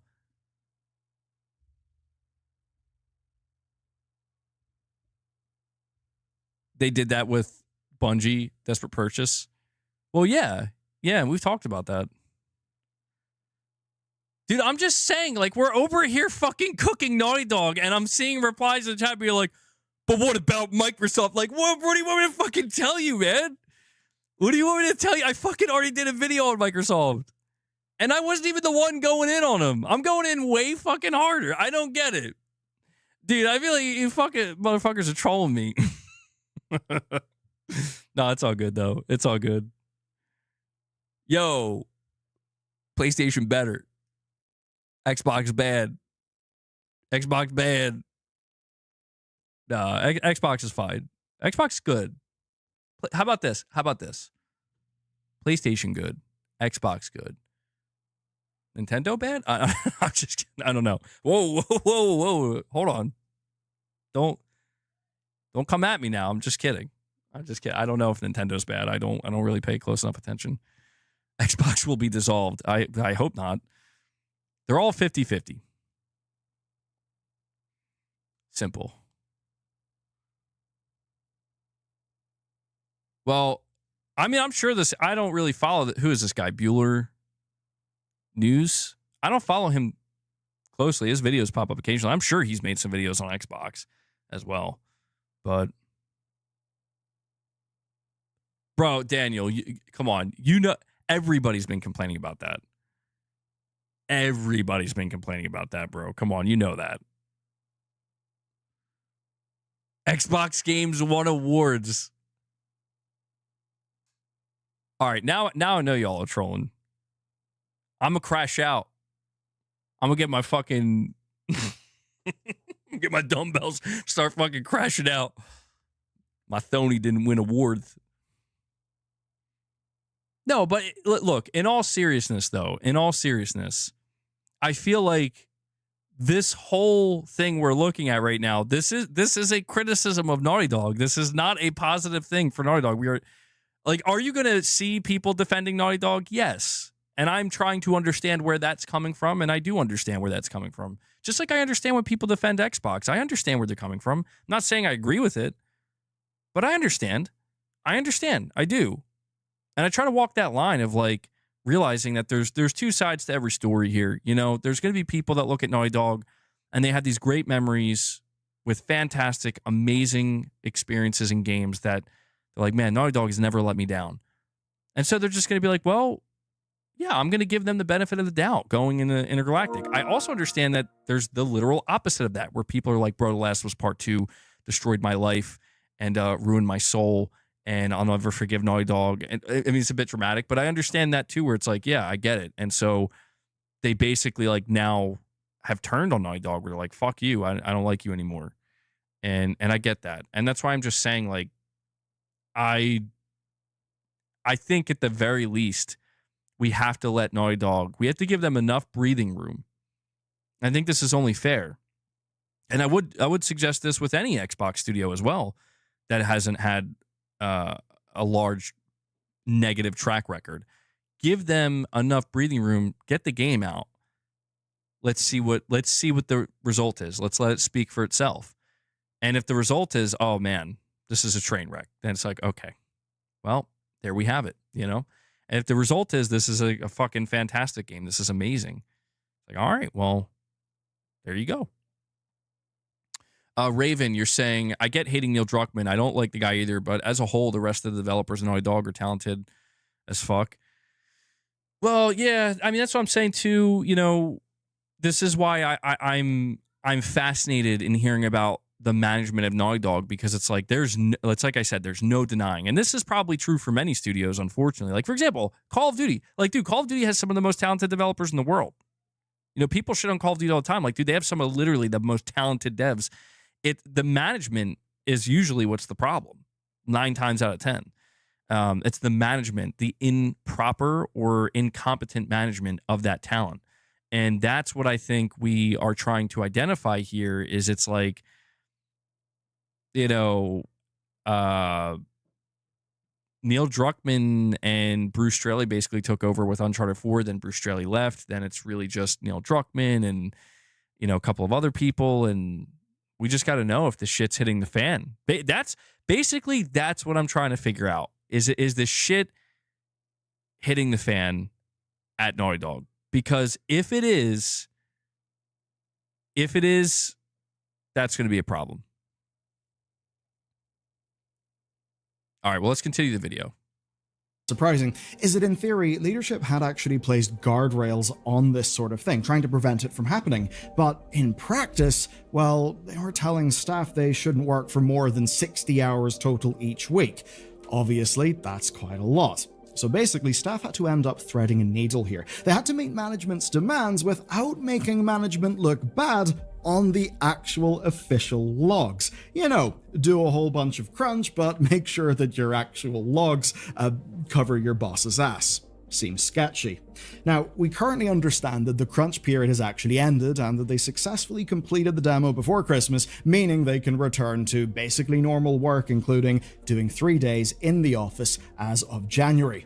But given that this sort of thing happened, for an internal demo, so not the sort of thing you should need to crunch out, people are kind of worrying. And by worrying, well, I have a quote. They are wondering if overtime requirements will get worse later in the development cycle. Do you really have to wonder? I think we all know that's going to happen. I mean, it's fair. If the past is even a slight indicator with this company, is absolutely going to happen. Because, you see, this stuff was not about the release of the game. That's not what they were crunching for. The game isn't even expected until mid-2027. Let's place bets on whether that'll happen or not. It's not currently some Last of Us Part 2 scenario. What this was all about was crunching a demo because of the internal pressure that Naughty Dog have been facing. And this is where I have another quote from Jason's report. This overtime period was an attempt to get the production back on track after several missed deadlines. And if you've been keeping up with what's going on at Sony, you'll know that there's probably quite a threat looming over the studio. This crunch was about shipping a demo. Yo, they got fucking Hiroki Totoki, like, the fucking laser eyes, bro. Like, Neil, I'm watching you. Oh, man, I'm sorry. Because I think he hit the nail on the head right there. I was interested to see if he was going to talk about that. He's focused in on the thing that I am, too, which is there's the fucking pressure, dude. The pressure on Naughty Dog is so great. One thing I want to mention, I don't know if he said this or not, but Neil Druckmann basically did confirm not that long ago with Intergalactic that this is the most expensive game they've ever made. So, dude, the fucking pressure on this game to deliver is so astronomically high. And you have to imagine that no matter what position you're at, leadership-wise at Naughty Dog, you're feeling it. You're feeling it, you know? How could you not? For PlayStation. Now, milestone reviews are perfectly standard, and in non-first-party games, they're usually how you unlock your next stage of funding. That's crazy. So, you hit a milestone, Product you get placement, your bro. money. And this basically allows for feedback, course correction, and it lets publishers protect their money if development is completely going wrong. But if several missed deadlines, which is a direct quote from Jason's reporting, have already passed, then that does suggest something has gone deeply wrong at Naughty Dog, and has gone wrong at the worst possible time. And that's because right now, PlayStation are out for blood and efficiency. You see, in their 2024 business segment reports, Herman Hulst explained that they had, and I'll now go to a quote from the man himself, changed the way we support studios through central services, greater operational rigor, which, by the way, if you're at one of those studios, is what we call a veiled threat, but also, probably wise. But to go back to Herman, a much more intentional top-down approach to portfolio, increased oversight of our development processes, and he goes on and stuff, but you can... Yo, Herman was straight up like, y'all better listen up. I fucked up, okay? If it's my ass, it's gonna be your ass too, bro. I fucked up with Concord, guys, all right? And y'all gonna pay for it. So... we're in this together, okay? We need efficiency, bro. We need efficiency up in these here studios, because if not, I'm taking y'all with me. Oh my God, dude. Basically understand that it's all in service of reducing costs, keeping their budgets on track, and, quote, balancing profit potential with associated risks. not having another Concord, basically. And this is why 2 unannounced live service games at Bluepoint and Bend were cancelled in early 2025. Now, the timing here is actually real important. Early 2025 is before Concord goes and lights itself on fire and dies. So even before Concord imploded, PlayStation had already decided they were trying to get their risk in order. And by that time, we'd already had plenty of evidence. They'd laid off 8% of their employees globally, and they closed down London studios in early 2024. That's all stuff that can't be blamed on Concord, and those layoffs also did impact Naughty Dog. All of that feeds into this story. I mean, if Naughty Dog aren't immune to layoffs, which we already know they're not, and they've missed several deadlines, which reports say that they have, well, would they be immune to having a game cancelled? Now, PlayStation have shown that, say with Marathon, they're willing to throw money at a project if they really have to, but a game like Intergalactic, well, that's over a year away. And if Naughty Dog had already missed several milestones, maybe this increased scrutiny could have pushed them back to their old habits, back to the crunch that arguably gutted a lot of that studio's power, maybe even Yeah, you know, it's really interesting to think, and that's the scariest part to me, right, for Naughty Dog, is that what he's kind of touching on here is Naughty Dog pretty much, it's like, look, man, we want to avoid crunch and we want to develop this game ethically, you know, and we don't want to go back to our old ways. And what if they're starting to kind of find out that, like, oh, it turns out that if we do that, we're making like no fucking progress, like, or like the progress is at a snail's pace, and Sony is like, guys, this is getting really expensive. I mean, you could kind of understand why, if they're in that position where it's like, we have to, like, it's sink or swim. It shouldn't be like this. It shouldn't, you know? And this, again, this is why I talk about how this is not, like, this is just this is the potential death rattle of so many studios, where it's like, the only way we can make this shit work is by basically, like, diving into some kind of fucking crazy, psychotic, you know, we're crunching till we're like done. Like, I mean, we're crunching so bad that people are leaving when this is done. They're just done, right? We're crunching their careers to an end. I mean, you do have to worry about if that's what it takes, like, if that is what it takes, right, to get a game done in a timely manner. It, to me, what that might speak to is there's something going wrong in your development pipeline that maybe needs to be cut. I don't know what it would be. I don't know if it's maybe the extreme attention to detail. Like Naughty Dog, we know they have this prestige and they have this obsession over, like, the most intricate, small details, everything being as perfect as it can be. Maybe it's stuff like that, where it's like, guys, you can't make this game everything you want it to be in a timely manner and also not, you know, avoid crunch. You know what I'm saying? Like, so corners, I don't say corners have to be cut, but things have to maybe be sacrificed. I wonder if that's what Naughty Dog's struggling with, where they're like, fuck, man, like, this isn't going the way we had planned. I don't know. I have no idea, but just a thought there. Leading them to the stage where they're struggling to hit their targets. And of course, all of this is especially the case because the studio's leadership has actually been changing. And I think it all basically means big alarm bells are ringing. Since 2023, Neil Druckmann has been studio head and head of creative at Naughty Dog, leading a revamped team right as Intergalactic production was kicking off. But he actually wasn't working on Intergalactic full-time. His attention had been split between developing the Last of Us TV show, which of course is something the PlayStation have been very happy to support given, you know, game sales, awards, and remember, those game sales aren't for super old versions of the game. No, they're for the brand new remasters that are still selling for quite a lot of money.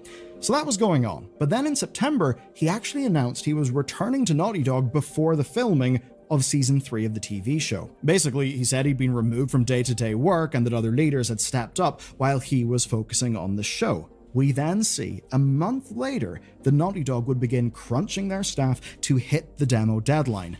Now, obviously, I cannot tell you that. Yo, I didn't put that together, actually. That's super interesting. Like, Neil Druckmann was away, you know, working on The Last of Us HBO. He comes back, and like the studio, they're like,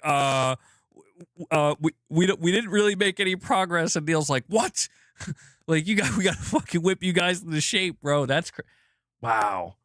I did not put. That's actually a really interesting dot to connect there. I did not realize those two things basically aligned at the same exact time.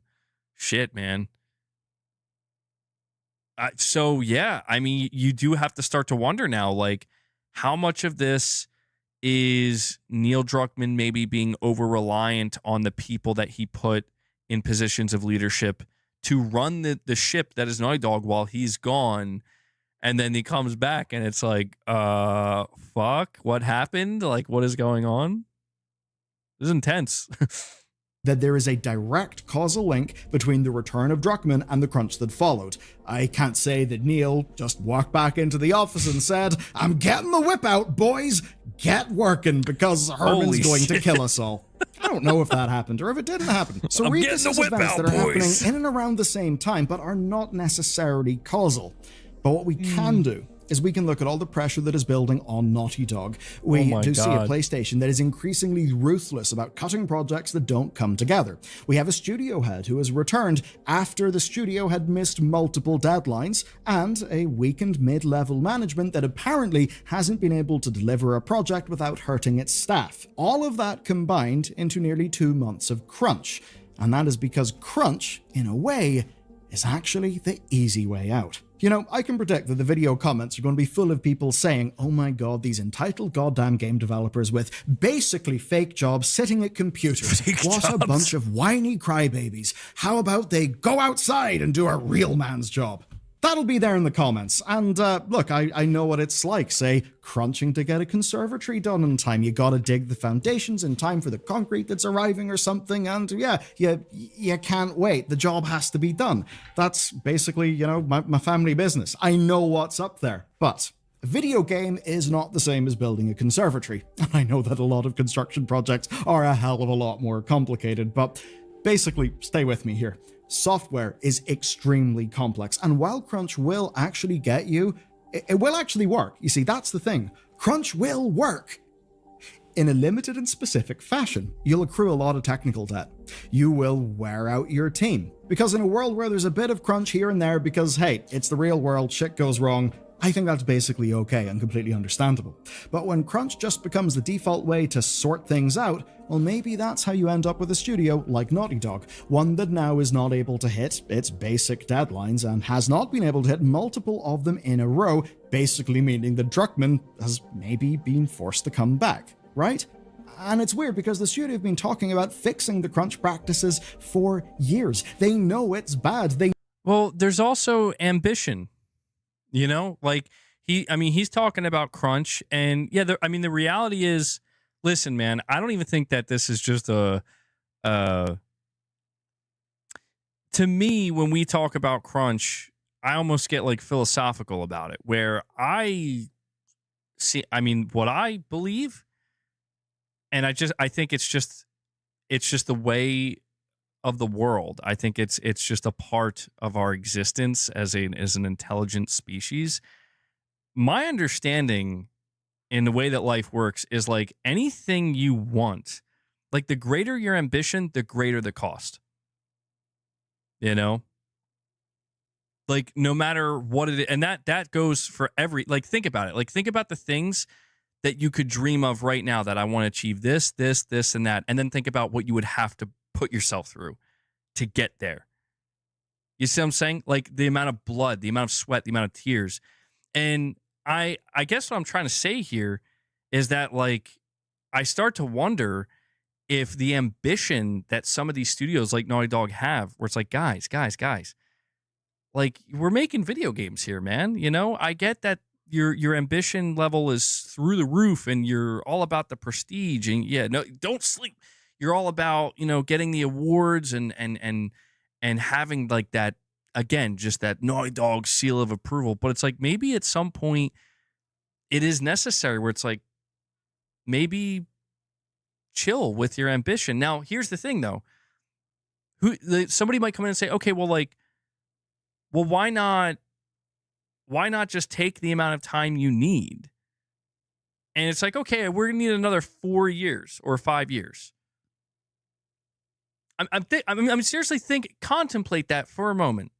Imagine if Naughty Dog said, listen, to achieve what we want to achieve our ambition with this game, we're going to need at least another 4 to 5 years. Okay?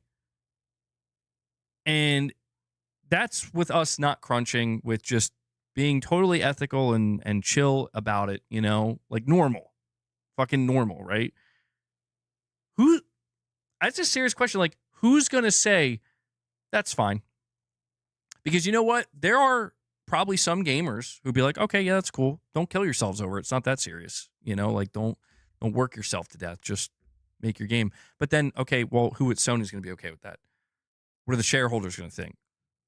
What about what would the cost of what would the damn budget of the game be by that point? Considering how expensive it is to run the studio.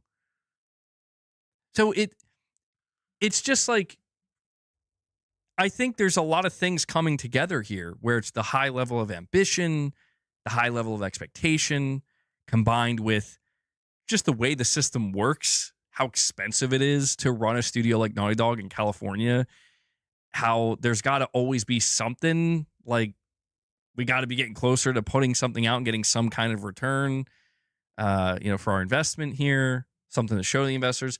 It's tough. And I just feel like that's why I mentioned the kind of philosophical angle of it, because I do feel that Naughty Dog's philosophy as a development studio from the top down is very much like no compromises. Like, we are the best, right? I'm not saying that they say that. I'm just saying they have that kind of like, we are S tier. We gotta maintain that at any cost.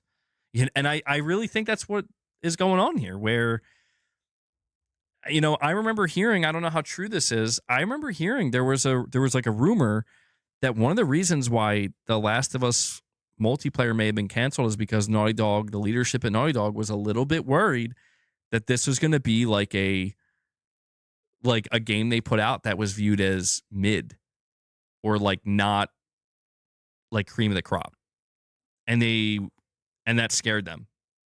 Like, they didn't want to put something out that's going to like taint their image, and the view of their studio and their games and what they make. And I don't know how true that is, but it does kind of make sense to me, where I'm like, yeah, I could kind of see Naughty Dog being that type of studio where they're just like, nah. And that's what's interesting, because when you look at GTA 6, it's like I said earlier, the only, because people might say, well, what about GTA 6? How come Rockstar can do this? How can Rockstar do this? And it's because, dude, like, literally they have a cash cow that is GTA Online that has sustained it. I mean, Tarnish, I'm not saying that rumor's true. I'm just saying I heard rumblings of that. And I'm like, well, to me, that does sound ridiculous. It's like, that would be the fucking dumbest reason to cancel a game you just spent 4 years on. But it's happened, man. Like, we've heard stories. We've heard crazier stories of, like, for one reason or another, there was like that Santa Monica that wasn't a God of War game, but a new IP where it was over $25 million in development. And they're like, we need to cancel this. Like, they went to Shuhei Yoshida and were like, we need to cancel this. And she was probably like, what? Like, what are you talking about? That's so weird. It just goes to show that, like, sometimes that's how these studios operate, man, where they like realize, like, oh, fuck. You can't enforce your workplace philosophy on your employees. There's ambition, and then there's treatment of employees. I take it you're also arguing in favor of China manufacturing culture too, right? No. See, to be clear, I'm not saying it's right. Like, I'm not saying whoever's at the top of a studio that they should force that ambition. I don't think that's good. I mean, I think it's something to strive for, but you have to do so responsibly. And I just wonder, man, like, I would just love to know more about what's going on at Naughty Dog, because this shit happens all the time. It's not just Naughty Dog, but it seems like it's particularly bad at Naughty Dog, where it's like, bro, it's just at some point, it's the question's got to be asked, like, what is the fucking problem here? Like, what's the problem? And we need to solve it, because that's what drives me nuts with so many of these things where they go on. It's when it starts to linger. Where it's like, okay, everybody fucks up, everybody makes mistakes. It's normal. It's totally normal. But once it starts to linger, it's like, what is happening here? Like, how is this still a problem? That makes, to me, that, yeah, well, so yeah, apparently they have 2 single player games. And that's why I'm also very curious to know what the second game is. Web5 Gamer, what did he say? If they can't handle the pressure, someone else will take the place. I mean, that's true too. That's what you're describing is the cutthroat corporate world, man. You're absolutely right. If they can't fucking take the pressure, somebody will take your place. And that bleeds into a whole, now we're getting into the idea of capitalism, and it gets deep.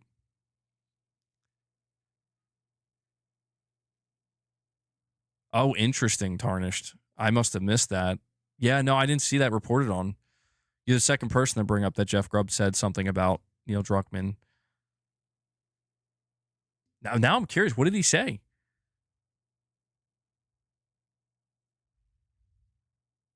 You think it's Sony's fault for only choosing to make more expensive movie-like video games? I mean, there's no denying that production value plays a prominent role in this too. You think it's because they're not focused on making good and fun games anymore? Oh, you're saying they care more about pushing political agendas? I mean, I'm sure there's like layers of truth there somewhere. I think it's not. I think that's oversimplified. But yeah, I don't know, man. I worry that Naughty Dog's gonna. I don't know. I don't want to see them fall, man. I don't. Like I think. I want to believe that they can still turn it around, and maybe things aren't as bad as we think. Maybe the reports like this are making things sound worse than they actually are. Because that's the thing, man. Like, I played Uncharted 4, I played The Last of Us 1, I played The Last of Us 2, and dude, The Last of Us 1 is one of my all-time fucking favorite games, bro. One of the best things I ever experienced in media. And I'm like, I know what Naughty Dog's capable of. I know how talented they are. I don't want to see them fall like so many other studios have. And I look at Intergalactic, and I can't deny that my excitement for Intergalactic is not as high as I would like it to be. And I'm trying real hard not to like write it off and be like, fuck this game and, F Naughty Dog. I'm trying not to be like that, because it's like, well, knowing that this is a studio that made games that I really enjoyed and care about, I want to give them a fighting chance here. I feel like it's the least I could do from a fan perspective. But yeah, it just starts to get really concerning, where I've been down this road before, man, and I've seen the shit hit the fan. And I know, dude, that's scary shit, Tarnished. That's scary shit, bro. Like, I don't understand. Well, yeah. I mean, see, what's scary about that, Tarnished, is that, like, I feel like Sony looks at that and they're like, it's up to you to figure it out. If you can't figure it out, it's not our problem. It's the idea of like being hands off enough that, yeah, do your thing. You run your studio into the ground, that's on you. We just expect you to turn a profit. We'll give you the resources. In return, we expect a profit. And that's where you start to worry that once Naughty Dog really entered this new level of AAA game production, that maybe they just bit off more than they could chew, bro. We're like, what is the cost here? Because I could be wrong, but I don't remember hearing about this stuff. Well, granted, I was a lot younger, but were there reports like this going out during Uncharted 1 through 3, during Jack and Daxter's development? Was this a thing? He said that Neil Druckmann is salty that he was let go from HBO And the vibe he was giving off is, I can't believe I have to go back to making games for these people. Whoa, really? Bro, what? Wait, you're saying Jeff Grubb said that? Like, is that speculation on Jeff Grubb's part? Or is he saying like that's what he's hearing? Oh my God, bro. I hope that's not true. I hope that's bad. That's some bad shit right there. But yeah, the more expensive Intergalactic is, the more copies they're going to have to sell. I mean, Jenna, that's probably true too, to a degree. Do you think Naughty Dog should change leadership before Sony considers closing them? I don't think Sony would ever close Naughty Dog. No, they would never close Naughty Dog, but they would gut them. Oh, don't make no mistake, Sony would gut Naughty Dog if it got bad enough. You know, there's only so much, you know, there's almost only so much rope they'll give these studios, man. No matter how prestigious they are. But I will say, like, as in terms of just like, even if it's just purely for saving face, Sony would never close Naughty Dog, dude. Like, for example, you know how Microsoft didn't close 343? They literally removed almost everybody, but they didn't close 343. They just renamed them. I mean, I'm laughing, but it's like, yeah, that some of these companies are like, we can't do that. Jeff Grubb also said Neil Druckmann treats his employees aggressively, sometimes being disrespectful towards his concept artists by throwing their art designs in front of them. What? Bro, what the fuck? Like, I can't even tell if this is real or not. I haven't seen anything on this. That's crazy. No. What? I feel like, dude, Neil, he's feeling the pressure. I was like, what the fuck is this trash? Get this out of my face. Oh, no, man. I hope that's not true. I mean, dude, that makes it sound like it's a ticking time bomb over there. That's what it makes it sound like. All right, let's finish this up. I've been taking way too long to react to one video. I'm sorry. They know it's literally hurting the strength of their team and therefore hurting the amount of video game that they can produce for you. And every time, the people involved probably do mean it when they say they really don't want crunch. They can see they're exhausting their staff. They know that it's contributing to attrition. Reported by and Jason from what we Schreier, understand, attrition is early fairly 2020. high at the studio, even though it's a studio that quite literally makes industry-defining games. But the thing is, Crunch does actually ship games, and it has been shipping games for 20 years, 30 years. We have lots of different terms for it. BioWare Magic is one of them, and more than that, it ships games that top the charts and win critical acclaim. So yeah, they may make some changes and try to plan ahead better, but seemingly they still do miss the deadlines. They find their build isn't ready for review. It happens again. It happens again. Something's gone wrong in the process. Now they see Sony are cutting staff all over the place. They're killing projects. And maybe Naughty Dog starts to actually get scared because something's gone wrong in planning, and that does not change the fact that they need to ship their work. They can't go back in time to fix the plan, but what they can do is ask more of their staff. That's the easy thing to do, because for a studio like them, it has basically worked every time before. And maybe this early crunch means that staff will avoid crunch whenever release approaches. But it's almost always the case that crunching and crunching and crunching means technical debt and burnt out staff. All things that reduce the efficiency of your team, the efficiency of your development, which probably means that, you know, if I were you, I certainly wouldn't put money on Intergalactic actually coming out when it's supposed to come out. But hey, they can always rest easy in the knowledge that the crunch did pay off, that they did win. They completed their demo, but more than that, they actually won an award. It's the inaugural Workers' Choice Award for Worst Crunch Culture at the CWA union-hosted Avarice Awards. I wonder what sort of staff reports they got. It'd be pretty cool if some of those staff reports made it into my email inbox. I'd love to hear. But anyway, that is it for this video. Now you guys know what's up. Let me know. All right, we got one more. This one's called The Most Hated Game Dev. The year's 2025 and the gaming world is at war. On one side, the general public, who doesn't get what the big deal is. If there truly are people that are dropping off of the show, they're cowards. They didn't like strong women. They don't like a lesbian. And on the other side, gamers. Well, the attacks on gamers are just beginning. The wokest episode in television history. At the center stands Neil Druckmann. And all I'll say is at the end of the day, you're way less important. And some of you are not important at all. It's laughable. We send it to each other as jokes some of the time. Okay, bro. That had to have been taken out of context. Bro, there's no way he just said that. That had to have been, come on, bro. That had to have been taken out of context. Holy shit, that's crazy. Beta male, the male feminist. A once universally respected visionary, now the most divisive figure in gaming. This is hilarious. I saw this on Reddit. I'm gonna kill your kid in front of you. Dude, what? How vile. Turning a game studio known for only...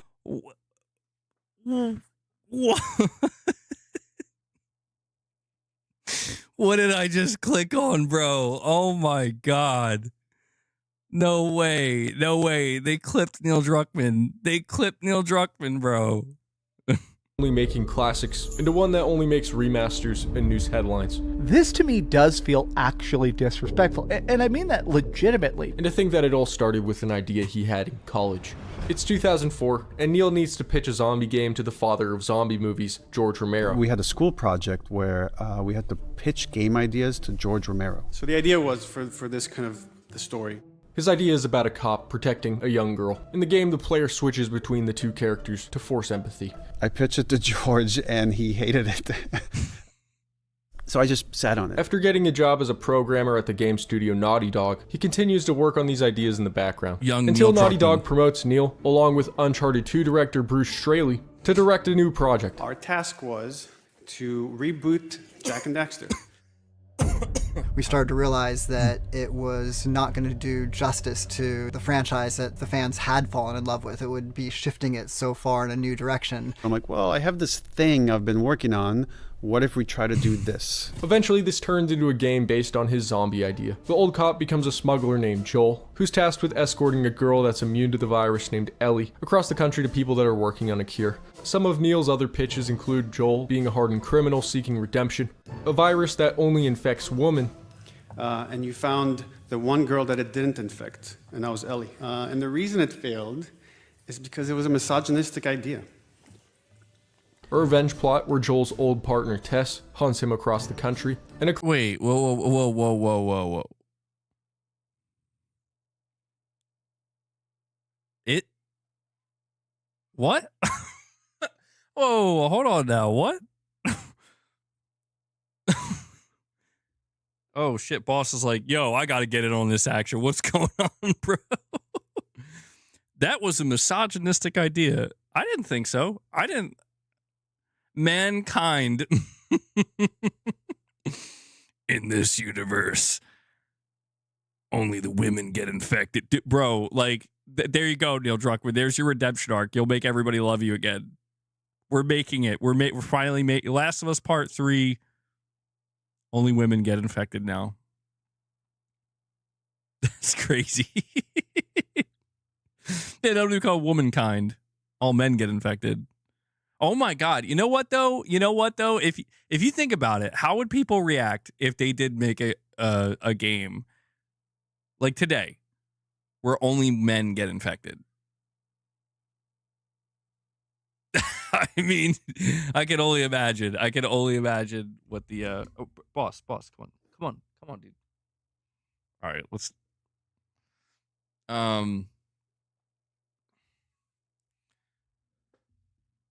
damn. Yeah, that's pretty bad, Tarnish. That's pretty bad. A climactic scene where Ellie comes in and saves Joel from being murdered by Tess. The game's director, Bruce Straley, rejects the revenge elements. Quote, revenge just wasn't a strong enough motivation for someone to travel all the way across an apocalyptic country for an entire year. At the time, Neil agrees. I'm pretty dark. Dude, that's crazy. Oh my God, I didn't know that. That's so crazy. Dude, he literally rejected his idea of The Last of Us Part 2 when they were making The Last of Us 1. Wow. That's crazy, dude. I never knew that. I remember Neil saying that Bruce Straley rejected a lot of his ideas and like filtered his ideas. I didn't know that was one of them. It was originally about revenge. Who would travel across the country? Oh, wow. That's funny. I wanted to kill Elena in Uncharted 2.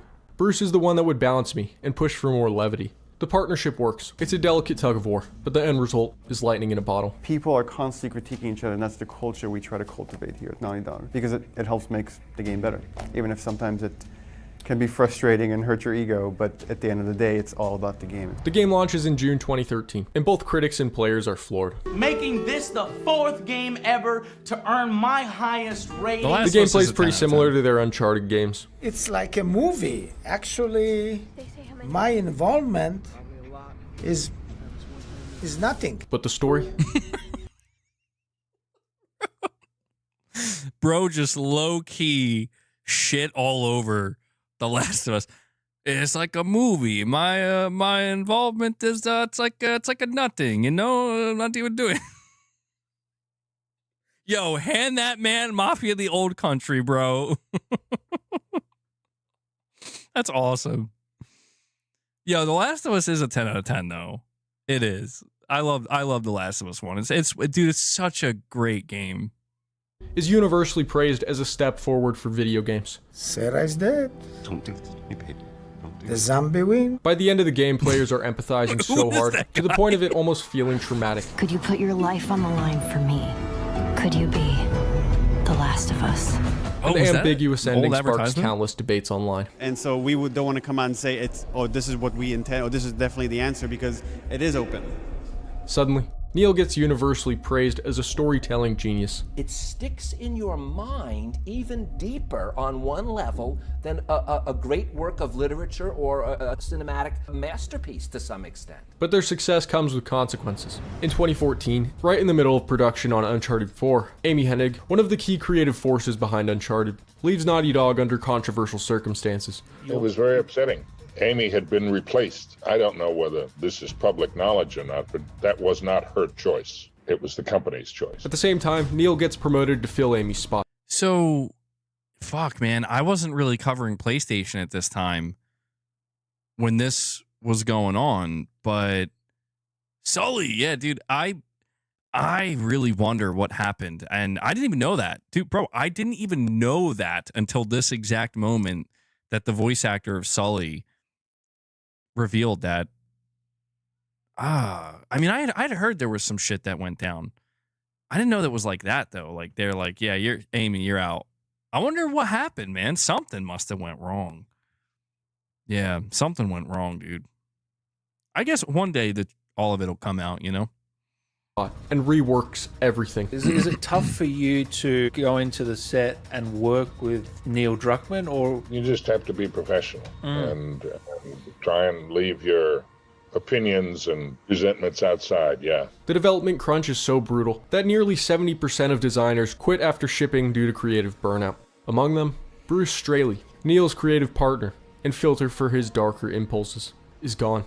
As Neil rises in the ranks, he grows more comfortable with confrontation. After getting some backlash for including LGBT content in The Last of Us DLC, he takes to Twitter. For each one of these bigoted and sad posts, I get thousands of positive ones from amazing fans. Some might say arguing on the internet is unprofessional, and it could leave you vulnerable to having your personal information stolen. That's why you should be using Surfshark, for the sponsor of fuck's this sake, video. bro. It keeps Are your you online data shitting safe me? and private by increasing his standing at Naughty Dog. My In God. fact, in 2017, he's promoted to vice president of the company. Now he has full creative control and a fresh team of developers. It's time to get honest. The writer's responsibility. You have no social responsibilities in your writing. The only thing you have a responsibility is to tell the truth. Just in time to start working on their next big project, The Last of Us, Part 2. The whole world applauds. However, some fans remain skeptical. Did they even need to make a second game? Wasn't the ambiguous ending part of the... But what's that? What is this footage? Dude, some of the footage they're showing. Yo, can we talk about when they first revealed The Last of Us Part 2? I was saying from the beginning, like when I saw that trailer for the very first time, I'm like, Joel's dead. I'm like, that's a Joel ghost right there. She talking to a ghost. And it was so fucking cool. Even when they first revealed The Last of Us Part 2 and were like, Joel's dead, I'm like, this seems so cool, though. Oh, I had no fucking idea. Hello, darkness, my old friend, indeed. The point. And so we don't want to come out and say, this is what we intend, or this is definitely the answer, because it is open. I know there's a lot of people that feel this trepidation about revisiting what that ending means. No one loves these characters more than we do, and we would not do this if we didn't feel like we had the right idea. Right off the bat, it's clear this is a Neil game. All of Neil's rejected ideas for the first game are back. The revenge plot, the switching between characters. No. Oh my God, it's all making sense now. No. This is like Neil. Dude, this is like Neil's revenge. Damn you, Bruce. You listen, one of my hotter takes of all time was I went on record numerous times saying, yo, The Last of Us did not need a sequel. I was hyped for it. But I was like, the game's so perfect. I don't think it needs a sequel. But I was still excited. But after I played, I'm like, okay, yeah, it definitely didn't need a sequel. Oh, man. Hold on. Let me back up for a second here. Rejected ideas for the first game are back. The revenge plot, the switching between characters mechanic, and his idea to kill a main character from Uncharted 2. The extreme crunch is also back. Where are we on getting physics on these strands? We are working on it. So for next time? For next time? Yes. They released a story trailer and gameplay demo, and the hype train is now at full speed. The visuals are stunning. Every square inch of the world is drenched in detail. Dude, they did the lips so well. Yeah, that actually looks really good. Wow. Yeah, how's some tongue going in there? That's actually...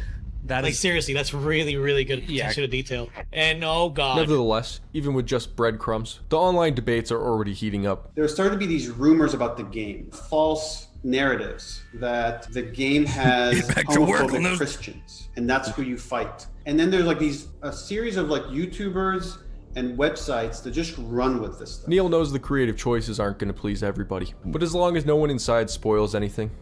Yo, hold on though. Neil did say with Intergalactic, it's a game about religion, specifically a religion founded on a planet 2,000 years ago. I mean, come on, Neil, bro. Come on. Just say it. Just do it. My God. Oh, man. What could go wrong? He thinks the backlash will be manageable. And I was able to dismiss it, and then the leaks happened. And then all of a sudden it's like a flood. With only a couple months until the game's release, someone leaks the biggest spoiler in the game. Joel's death scene in full. Plus the fact that you play as his killer for around half of the game. The YouTube video gets taken down at around 1,000 views, but that's enough. Neil braces for impact. Just want to say on behalf of everyone at Naughty Dog, a lot of you have sent us very sweet, encouraging messages along that time that have been really helpful. We make this thing. And that was the lowest point in my life. Bro. If this game is bad. No, dude, listen. I remember this shit, and you know what? Listen, do you know what's so crazy about this situation with The Last of Us Part 2 and it leaking out the way it did in hindsight is somebody I think it was a playtester. Somebody fucking hated it so much. They literally were ready to throw their life away. That's how, like, they were so appalled by The Last of Us Part 2. They were like, I'm going to do it. I'm going to do it. And they got, Sony handled them, bro. They got legally served for doing what they did. I'm not saying it was right. They shouldn't have done that. But you know what's crazy? The craziest thing about The Last of Us Part 2 and that leak, like the footage leaking out, is the idea of what the notion, I should say, of imagine a timeline where that didn't happen and people went in blind. I feel like it would have been worse, bro. I'm not going to lie. I feel like it would have been like there's a part of me that almost feels like that dude who leaked it, if his intention was to like stop people from buying it, I think because think about this, the amount of people that were like, thanks, man, you saved me the money. Now imagine that doesn't exist. You don't know. Millions of people buying it day one. They find out. No digital store refunds, bro. On the PlayStation Store. I'm like, oh, that's even worse, man. Yeah. I remember the wait for the full context talking point. When people got the full context, it got even worse. Dude, yeah, the funniest thing, and I have no problem with it, but one of the funniest things to me was they were like, oh my God, you're playing as a trans character. Abby is trans. And it's like, no, man. Her partner is not a partner, but like, no, Lev is a trans. It's like, oh, okay. But it's so funny because people were like, oh, okay. So it's not what we thought it was. It's like, no, it's not that I'm saying that's a problem. I'm just saying people were melting down so bad. It was like, bro, oh, I don't miss it. I don't miss it. It's interesting watching this video, kind of recapping it though. I remember the MGS Rising Abby memes. Oh man. That's crazy. Bro, that Web5 gamer, that's crazy. I mean, yeah, so I mean psychologically speaking, there's something to be said there. There's listen, one of the things that's so weird to me, and I'm not trying to turn this into a Neil Druckmann hate session. I'm not. Because I'm like over most of this. I want to see Naughty Dog be great again, I want to see Intergalactic be good. But one of the things that I always found so funny is people put out like this meme of like female characters under female director Amy Hennig. And they're like normal looking, attractive, relatively attractive, not over the top, not over sexualized, just decently attractive looking women.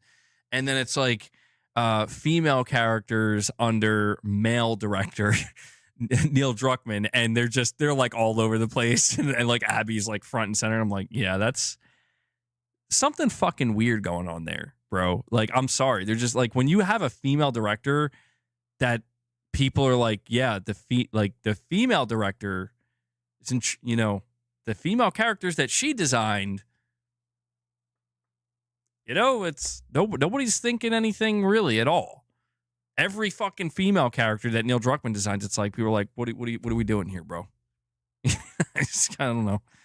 I mean, psychologically, it definitely tells you something. The leaks are true. This game can kiss my ass. The destruction of several characters that people are very attached to. And like those voices jump on Joel dying and the fact that you played Joel's killer. And then the fact that they said that like Joel's killer is transgender. If you think that game could be spoiled by a couple screenshots, really? No matter what you've seen or heard. After you hear them, you're not going to want to pick up this game. Or read, nothing compares to playing this thing from beginning to end. Joke throughout production would say is like the downfall of Naughty Dog. This is it. This is the downfall. This game is the downfall of Naughty Dog. What? The game releases in June 2020, and within hours of the game's release, hundreds of negative reviews start flooding the game's page. Naughty Dog just went full The Last Jedi on this one. Okay. Considering the game is supposed to be 20 to 30 hours long, the number of negative reviews raises some eyebrows. Oh man. In response, some people even publish research articles dedicated to proving it's a coordinated attack. Sony starts allegedly taking down hundreds of reviews. Attacking gamers again, which, who's surprised? It's kind of funny that they'll delete the negative ones, right? But they won't delete the positive ones. This guy's really salty that the game didn't go the way he wanted it. Metacritic also implements a 72-hour waiting period for future reviews. Attacks are coming at Neil from all sides, but rather than letting it pass over, Neil goes full offense. And all I'll say is at the end of the day, to all our critics, we listen to that stuff and we digest a lot of it, but you're way less important. And some of you are not important at all when you're kind of shout and threaten and doing all that stuff. It's laughable. We send it to each other as jokes some of the time. Look, I get it. You love these fictional characters, but they're not real. You do know that, right? Guys, don't be scared of therapy. Think of it like working out for your brain. But soon, bad reviews aren't the only thing. Bro, Fuck, man. I never saw that tweet. That's crazy. I mean, yeah, that. Oof. I mean, I know, trust me, I say this as somebody where I find it incredibly difficult as well, but there's no denying that in retrospect, the absolute best thing that Neil Druckmann could have done at this time, including everybody involved in this, go dark, go silent. I mean, truly, like, that would have been the best. I know that's hard. I get it. Like, I get it, but fuck, man. Like, this is giving me like PTSD flashbacks, and dude, I know, like, I feel like that was a crazy reply. Like, these characters aren't real. Like, dude, how could you say that? I know we know they're not real, but you fucking wrote these characters, bro. Like, you wrote this story, you wrote these characters, and you, if anything, it just goes to show, man, like, you wrote characters that people formed a real attachment to, that I feel like that's something that you should be, I mean, immensely proud of, because that's such a difficult thing to achieve. It really is. And I mean, of course, it's like, it's your characters to do what you want with.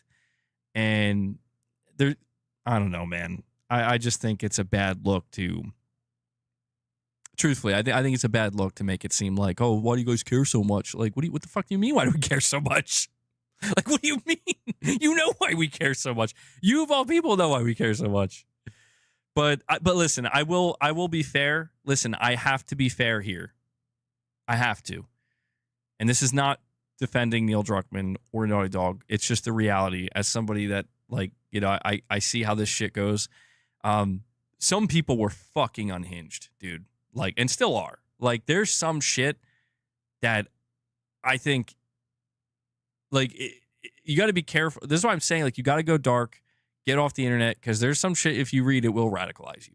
Like, it will. And I don't deny that people were losing their ever-loving minds. However, I feel as though somebody like Neil Druckmann, him being in that position, it would have done him well.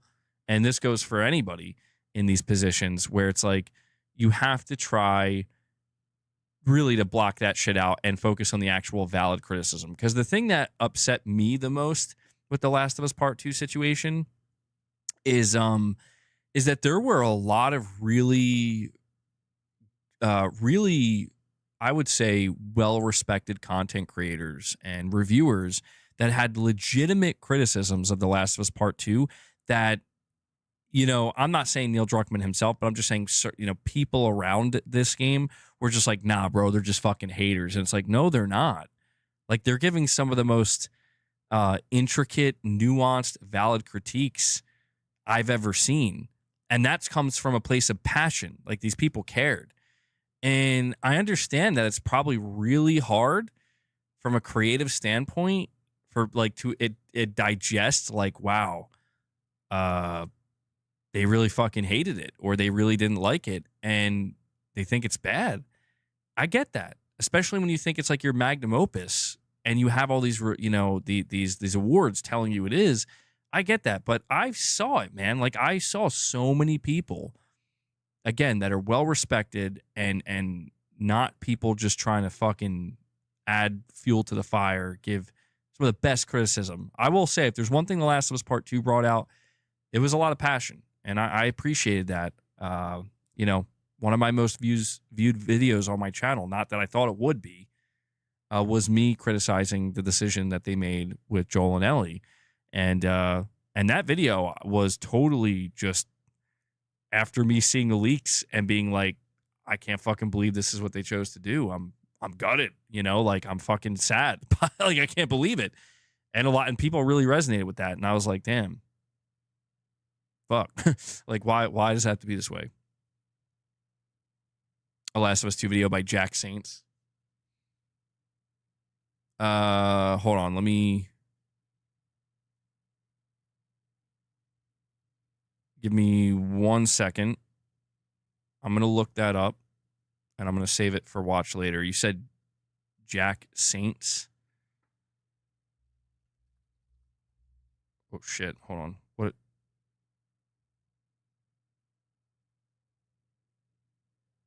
What the fuck is happening? Hold on, guys. I'm sorry. I just broke YouTube. Jack Saints, The Last of Us. Oh shit. Okay. Wow. Oh my god. Okay. Ew, I don't know. I don't know. I might watch this on my own time, but I don't think I'm gonna watch that. I'm definitely not gonna fucking react to that on stream, dude. Yeah, I didn't realize it was that political. Holy shit. That's like I'm delving. I mean, but yeah, I might check it out on my own time. I'll add it to my watch later. It's got a lot of views, so. All right, let's finish this video out. I don't know how much longer we got left. Got a couple minutes. Thing on Neil's plate. Some of the more observant fans notice lies in the marketing, mainly that Joel is added in post to make it look like he's a bigger part of the game. They also make him look different. I don't know why they would do that. Just have scenes in the trailer with Joel in them. That's not hard to do. They went out of their way to cut clips to make it look like Joel is involved in the scene. Fans call it false advertising, but Neil says he just didn't want to spoil the surprise. Metal Gear Solid 2 is one of my favorite games. And I know some people hated it. I loved when I played Metal Gear Solid 2 and I saw those trailers. You were deceived, right? Because they moved boss battles around. You always saw Snake. They never showed you Raiden. And I remember like, oh, I'm playing a whole new character. This is fucking awesome. However, fans bring up an IGN article from 2018 that quotes Neil as saying Ellie will be the only playable character. To make And not only that, but see, I feel like the big thing it's like, and Raiden didn't bash Snake's head in with a golf club. In fact, Snake was a main part of the entirety of Metal Gear Solid 2. And I remember as a Solid Snake fanboy, when I played Metal Gear Solid 2, I was fucking fuming when I started playing it. I'm like, who the fuck is this nerd? And then Pliskin rolls up and I'm like, oh shit, you know, and that made it. I'm like, okay, all right, we're back, baby. And then we see how that unfolds. I feel like, bro, come on, that you can't be comparing this shit to Metal Gear Solid 2. It's not even remotely the same. It's not. Yeah, it is like it would be different if Raiden fucking murdered Solid Snake, and then it's like, you excited? You excited to play the rest of the game as Raiden? It's like, no, I don't even want to play this game. I don't even want to play it, bro. Oh man. The situation worse. As the Game Awards approach, when The Last of Us Part 2 is nominated for Game of the Year, Neil tweets, "The Last of Us fans, activate. For every vote you cast for The Last of Us Part 2, a hater loses their caps lock." This wasn't a good tweet. First of all, it's a very passive-aggressive tweet, particularly with his emoji at the end. He apologizes, saying it was all a misunderstanding. He doesn't want to come across as someone who dislikes criticism. My tweet was meant as a joke, RE trolls. Essentially, we're living in his head rent-free. But none of his former fans buy it. Multiple YouTubers report receiving strikes from Neil over videos critical of the game or the leaks. Not only did Naughty Dog strike down my YouTube channel along with so many others, they also are responsible for my Twitter account being taken down. Come September 2022, Neil's ongoing battle with fans hasn't died down, and Naughty Dog hasn't announced any new games. Fans are getting impatient, but it gets worse. In 2022, they announced a $70 remake of The Last of Us Part 1. $70? For a remake of a $20 game that's already been remastered. Well, at least it's coming to PC. Hopefully the port is okay. Oh my god. Players booted up, and holy fuck, what was that, bro? What was that? No, man. What was that? It's, well, after over an hour of waiting for it to build shaders, frame rate issues on the most high-end computers, textures not loading properly, and cutscenes where all the characters are wet. How does this one even work? If you plan on buying The Last of Us 1 remake, you're an idiot. You don't deserve to call yourself a gamer or ever play video games again. In fact, you don't even deserve to peek at a video game ever again. And quite frankly, I hope your hands cramp up. After 2 years, this is it. Sales disappoint. Critics call it unnecessary, and the goodwill in Neil's haters all but evaporates. Druckmann became an egomaniac after The Last of Us, and lost his sense of humility. Fast forward a year, and things aren't looking much better. In terms of games, just remasters. But Neil feels good. He's been promoted to head of Naughty Dog, and HBO launches The Last of Us TV series. Before it's released, Neil announces major changes to the story, with no input from Bruce Straley as far as anyone knows. For example, the Bill sequence works very well in the game because you're fighting the infected with Bill. I think if we had adapted that exactly as is for the show, maybe a thrilling episode, but dramatically would have been a lot less interesting than where we've ended up, which we changed it quite a bit. His ex-fans are primed to hate it, but in the end, it's actually... Bro, like... I mean, look, man,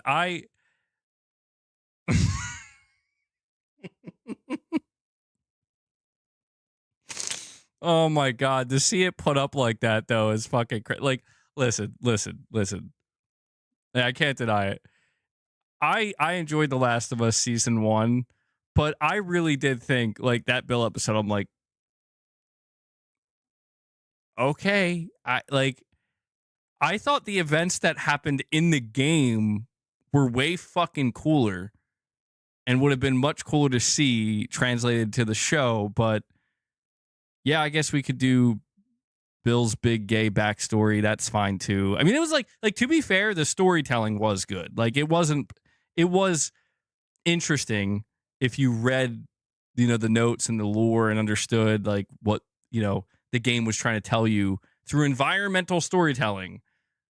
But at the same time, I'm like, bro, really? Like, okay, whatever, man. Bill and Frank getting it on. Man.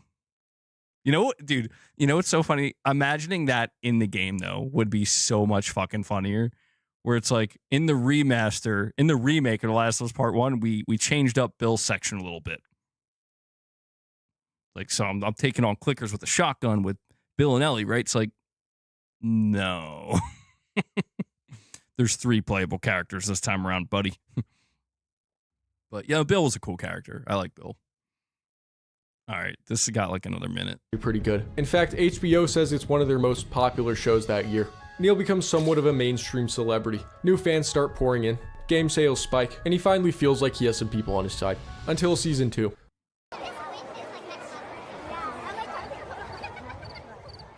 Is that fucking real? It turns out fans... Bro, hold on. What? That wasn't real. That had to have been fake, bro. That had to have been edited. Well, what's that? Come on, that wasn't real. Was it? That was what? Oh my God, that's so painful to watch, man. It wasn't a single flash. It just gets worse, dude. Fans of the show who haven't played the games have no idea what's in store. Gonna kill him with a golf club? Guys, I actually don't know what to do right now. I don't know what to do right now. It was gonna happen this soon. And after Joel's big moment, public opinion shifts. IGN gives the episode their lowest rating in history. The result is a competent, often thrilling hour of television, but one that ultimately underserves the larger story and the characters it forever changes. Viewership starts to fall off, and the season finale sees a 55% drop from the first season. You have to expect that some people would just switch off after that, and people have switched off in their droves. But not only that. In December 2024, fans finally get a brief glimpse of something new. This time Neil has an executive producer role, but that doesn't make it void of controversy. Bro, I saw that Intergalactic the Heretic Prophet literally had more dislikes than Concord. Actress for Naughty Dog's upcoming game Intergalactic Heretic Prophet Was that mocked true? gamers by sharing pro-DEI fan art. These are games that definitely are anti-gamer. These companies hate you. They have to be boycotted. Oh my God. Bro, I didn't know about the dislikes being more than fucking Concord. What? Fragile masculinity, 100% insult. I mean, it's like, come on, man. You're fucking...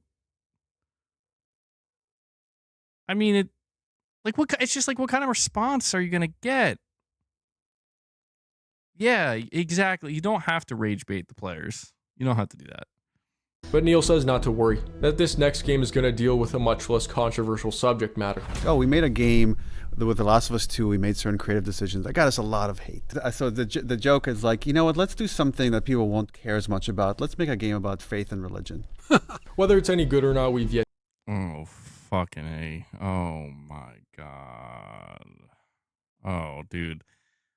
Oh, jeez. Oh, no. I just recently found Jesus, too, so. Oh, man. Oh, boy. Oh, boy. Well, what the fuck is this video? The breakup that doomed humanity? The most expensive flop? What is this shit? Oh, man. Well, some interesting videos tonight. The gaming news has been slow, but reacting. I'm trying to get more comfortable with reacting to some content. I know people like that. Changes it up a little bit. Sheesh. Yeah. I don't know, man. I please be good. React to anime? Yeah, I don't know. I think it's a bridge too far. You think it'll be better if they fire him from the studio?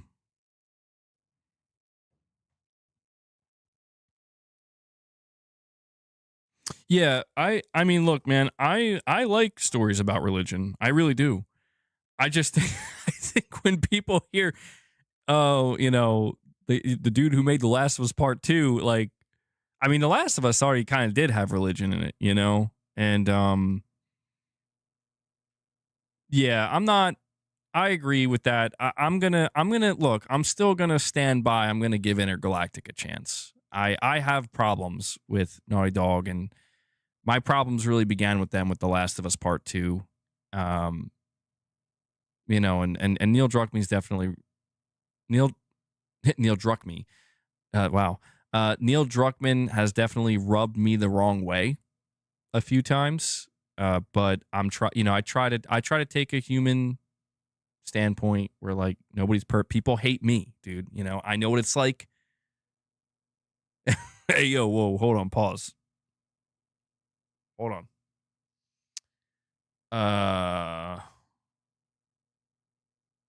Yeah, I don't know where to go from there. I'm just saying, I know what it's like, not on that level, but I know what it's like to for people to absolutely despise you, and you kind of feel like, come on, man, like I'm not that bad. Like I'm just trying to do my own thing here. I get it. So I'm just trying to have a little bit of empathy. You know what I'm saying? You know what I'm saying? That's a real saying, bro. Okay, don't gaslight me. I don't want my chat gaslighting me thinking I just said something heinous. But I'll give Intergalactic a chance. I'm not going to judge it until I see it fully, and I want to give Naughty Dog a chance, because it's not just Neil working on the game; it's a lot of people working on it. Show me what you got. And if they show, I mean, dude, we're going to see Intergalactic gameplay. I mean, how do we know that this demo that they cooked up isn't for gameplay we're going to see soon? So if we see it, and it looks really bad or something, then, like, okay, well, I might have to check out. But you think he might be on the chopping block if the game does not make it? He's out. Yeah, I think Neil Druckmann's been a bit of a PR nightmare for Sony. I'll be honest. I think Sony's aware of that. And I remember I was watching an interview with Neil Druckmann. What was it? Last year about The Last of Us Part 2. And there was like multiple cuts where you could tell, like, Sony's PR was like, cut. Like, I'm like, oh my God, what is he saying? What is bro saying? So you, aka Mr. Hamster, saying we're having a gaming expo this year and Shuhei Yoshida's coming. I'm gonna try to find him this time because I missed him last year. No, I hope you do, Mr. Hamster. I hope you do. If you do, ask him if he knows who MBG is. Like, hey, you know who MBG is? That's awesome. I hope you get to meet him. Shu seems like a really cool guy. I think he platinum Bloodborne. He's legit. That's the thing is, well, y'all hate Neil, but it's not just him working on the game. It's the entire studio. Yeah. I mean, the truth is, I'll be honest, man. If like, look, I'm just gonna be real right now. If some of the stuff we've been hearing is true, and I'm saying if some of the stuff we've been hearing about, Neil Druckmann and the crunch culture and some of the developers and how they feel, I don't think everybody in Naughty Dog is a fan. I don't think everybody's a fan. So, yeah. So it goes, right? We will see. But guys, I think that's going to wrap up the stream. It's getting pretty late, and I'm glad I streamed this today. I wanted to do, my whole thing is the reason why I didn't do a regular stream yesterday was because I realized that the only topics I had to discuss were the same exact ones that I literally talked about on the last podcast episode. So I was like, maybe I'll just skip today. But then it felt weird because I'm like, but it's Sunday. So that's why I decided just randomly, I'm like, you know what? Maybe we could just do a different type of stream, react to some content. And I reacted to Xbox related stuff like a couple days ago. And people were saying, well, you're going to do that for PlayStation 2. And I'm like, yeah, here we go. Here we are. So, and we'll react to other stuff too along the way. Again, I'll try to incorporate more of that reaction content. But yeah. Oh, chill with that, Musashi. Chill. I don't want it. Don't go there, man. Don't go there. React to my Blue Box streams. MBG, react to MBG. All right, guys. That's going to wrap it up. I have to give a major shout out to Michael Werneth, dude. He dropped 50 memberships for you guys during the stream. So, Michael, thank you so much. I don't know if he's still listening. I know he was watching the playoffs, but big shout out to him for dropping big support and a couple super chats as well. Appreciate everything you guys do for the channel. We're going to have, regular content coming up. I'm hoping that the news cycle, ramps up a little bit because, God, it's really been slow out here. So I still appreciate you guys taking time to hang out and join, though, and shoot the shit, It gets kind of crazy, though. All right. That's it, guys. Please enjoy the rest of your night or evening. I might make this. Bro, oh my God. What? Dude, hold on. Am I seeing things? Silent Spartan. There ain't no fucking way, bro. Yo, Silent Spartan just came in here. It's like 8:10 where I am. He just came in here and dropped another 50 memberships for you guys. Holy shit.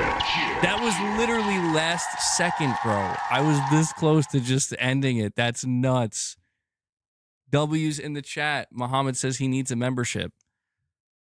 Well, they're still being doled out. Yo, Silent Spartan, thank you so much for that, man. I can't believe that.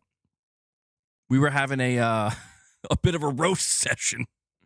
Maybe not a roast session, but we were being critical towards mostly Naughty Dog, I would say, in the stream. But we were reacting to an interesting video about the PS. Did the PS5 generation actually happen? Still haven't answered that question yet. But that's crazy. Wow, I'm shocked, man. I can't even. I feel bad. I feel bad that I was about to end the stream.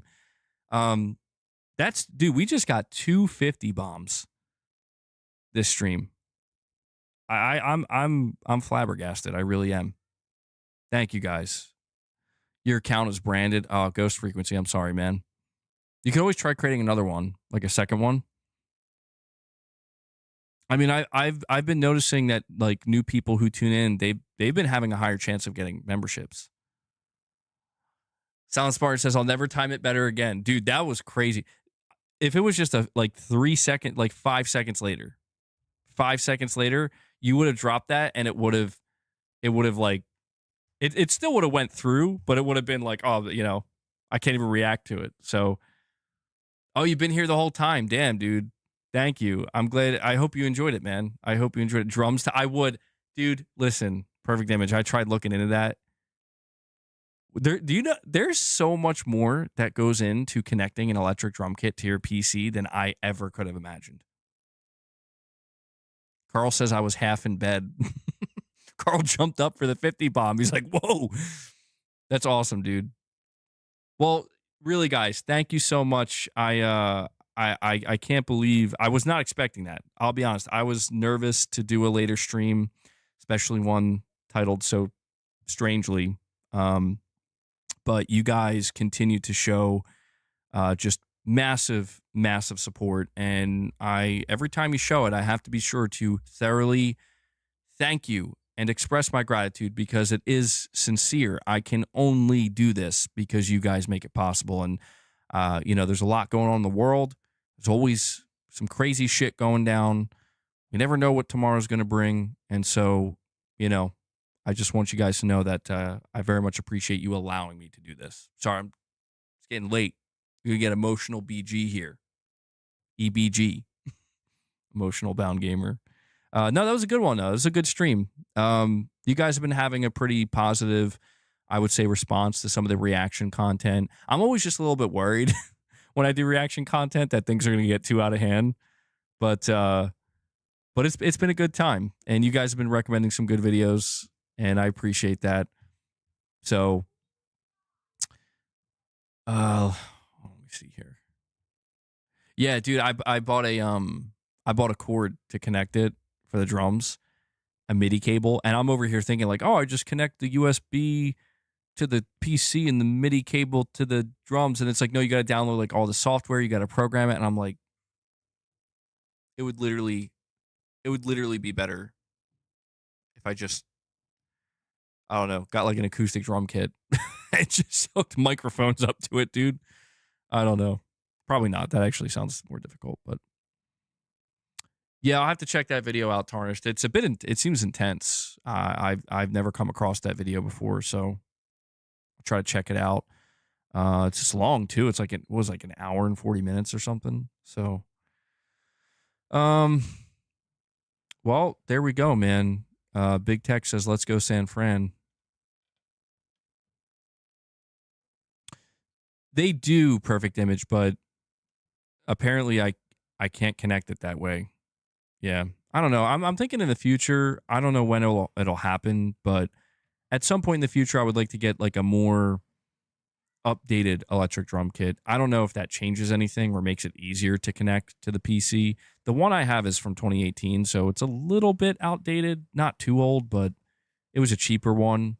It was like $500 or $600, which is considered on the cheaper side of things for electric drum kits. Dude, there are electric drum kits that can go up to like $9,000 or some shit, and I'm like, bro, what? They're like, you can't even tell they're electric drum kits. It's wild. They look like real drum kits. I'm like, this is fucking nuts. It's a beautiful thing. One day we live in a Cold War. Yeah, I don't know what's going on, man. Just, I'll be honest. I've been trying to absolutely avoid bringing any of that into my streams, only because it's this. I don't know about you. This is like my escape, and I need it. I do. Even if I don't think I do, I need it. So I hope that's what it can do for you guys too. A little bit of a distraction. I've been trying to keep myself busy. I've been, yeah, I'm sure you did, Tarnished. And I've been playing, I told you guys I've been playing some Mafia: The Old Country. Bro, what? Why did nobody tell me how good this game is? It's so good. Like, I'm Italian. I'm like 50% Italian. I have a lot of Italian in me. And I don't know, I'm like playing this game. I'm like, I'm starting to feel it, Yeah, Perfect Image. You did tell me. That's true. You told me. And I'm like, this game is really good, man. It's not perfect. I can understand why they were like, maybe we got to charge a little bit less for it. It seems a little bit unpolished, but oh yeah, dude, the story about the screen tearing, bro, let me tell you something. When I was in the settings, I was like, there's got to be something wrong here. In the settings, they have an option to turn VSync off. I don't know why, but it literally says if VSync is turned on to prevent screen tearing. And I'm like, why was this off? why is this even an option? The screen tearing made it unplayable. But I turned it on and it was perfect. If no screen tearing at all. It was 4K, 60 FPS. And I'm like, well, that was weird. I've never seen that in a game before. But it's a really good game, man. I feel like I haven't beat it yet. I think I'm like 90% done. And I think I'm going to try to get the platinum for it. But I got to say, if there's one thing that I really am appreciating about this game, even though it's got a couple of flaws with the gameplay and the gunplay's a little bit clunky and, you know, again, it's a little bit unpolished. Dude, the writing, the voice acting and performance, amazing. It's so good, dude. Like, it's just such a nice, complete, single-player, linear game with an interesting story where I feel like I'm actually interested in these characters. I'm enjoying Enzo's story, you know, with Isabella and the character Luca. I'm like, the whole cast is great. It's great. And, you know, even though I didn't play any of the previous games, I still feel like I don't feel left out. So I'm really glad, to be honest, that Mafia: The Old Country did well, because I don't know, I might try to go back and... So I want to ask you guys real quick before I wrap this up. Is this game connected in any way to... Because I know it's like a prequel. Is this game connected to the other ones that came out? Yeah, yeah. Don Teresi sounds just like The Godfather. It is connected. Okay. Do you think it would be worth me trying to play these other games? Because I'm not... Yeah, I like... Dude, I haven't beat it yet. Don't spoil anything. But I'm really liking these characters. I'm liking the story. I'm way more than I thought I would. I did not know what to expect. I thought I would just be like, you know. I'm liking it. The second one, Mafia: The Old Country, wasn't nominated at the Game Awards. What a shame. Dude, I'll be honest, man. I think, like, performance-wise, somebody here should have got nominated, because I don't know if I'm, like, out of pocket, but I'm like, dude, the performance in this game is like, this is like a movie level performance. Like, I feel like I'm watching, like, I mean, it's a game and there's gameplay, but I feel like I'm watching a movie. Like, this is great. You love Isabella and Luca. Yeah, they're awesome. I mean, I like the other guy too. God, what's his name? Such an Italian name, Sicilian name. I know it's not like, I always read it as like, it's not. What's his fucking name? God damn it! Somebody will get it. It's like his friend. They're kind of like, yeah. That's what I'm like thinking. Caesar. I'm like, I know it's not Caesar. I know that's not how it's spelled, and that's not how it's said. Chieste. Fuck, it doesn't matter. But they're all great. That's the point. All the characters are great, and yeah, man, I love it. I love it. I'm really glad. I almost feel, I'm not gonna lie, I feel a little bit bad. I'm like, I should have bought this game at full price when it came out, because they deserve it. It's a great game. And the graphics look good too. The countryside. But at the same time, like, it's funny when I'm playing Mafia: The Old Country, because I feel like a lot of the criticisms it might get are things that I'm actually enjoying about it, where it's like, it's not taking itself. It's not trying to be like the highest production value game. Where, like, I can see the flaws, I can see the blemishes, I can see the imperfections, but it's just trying to get the fundamentals right. And it seems like they put more of an emphasis on making sure the story, the writing, and the performance was good too, to really do a lot of the heavy lifting. I'm like, that works. Like, that really works for me. And I appreciate it. Not trying to glaze it too much, but very good game, man. And I'm gonna have to. I can't guarantee I'm gonna play the other Mafia games, but at the very least, after completing this game, I'm going to watch some. You know, I want to learn about the other Mafia games and figure out the story and how what I'm playing in this game connects to those. And actually, I want to see here real quick before we wrap it up. Are they making another Mafia game? The next big Mafia game after the recently released prequel Mafia the Old Country is unofficially rumored to be a sequel or potentially a Mafia 2 remake / prequel. Oh, wait. Mafia 2? Is that the one that's connected? Okay, I don't want to go into any more. I don't want to go into any more. Because I don't want to spoil it, but all right. Well, guys,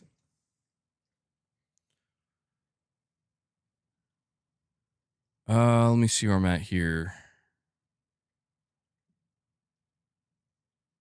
Oh, Luke Stevens was watching a live stream where the Isabella actress let it slip another game is in development. That's awesome. I'm really happy to hear that. Yeah, because like I'm invested now. I am. I'm invested.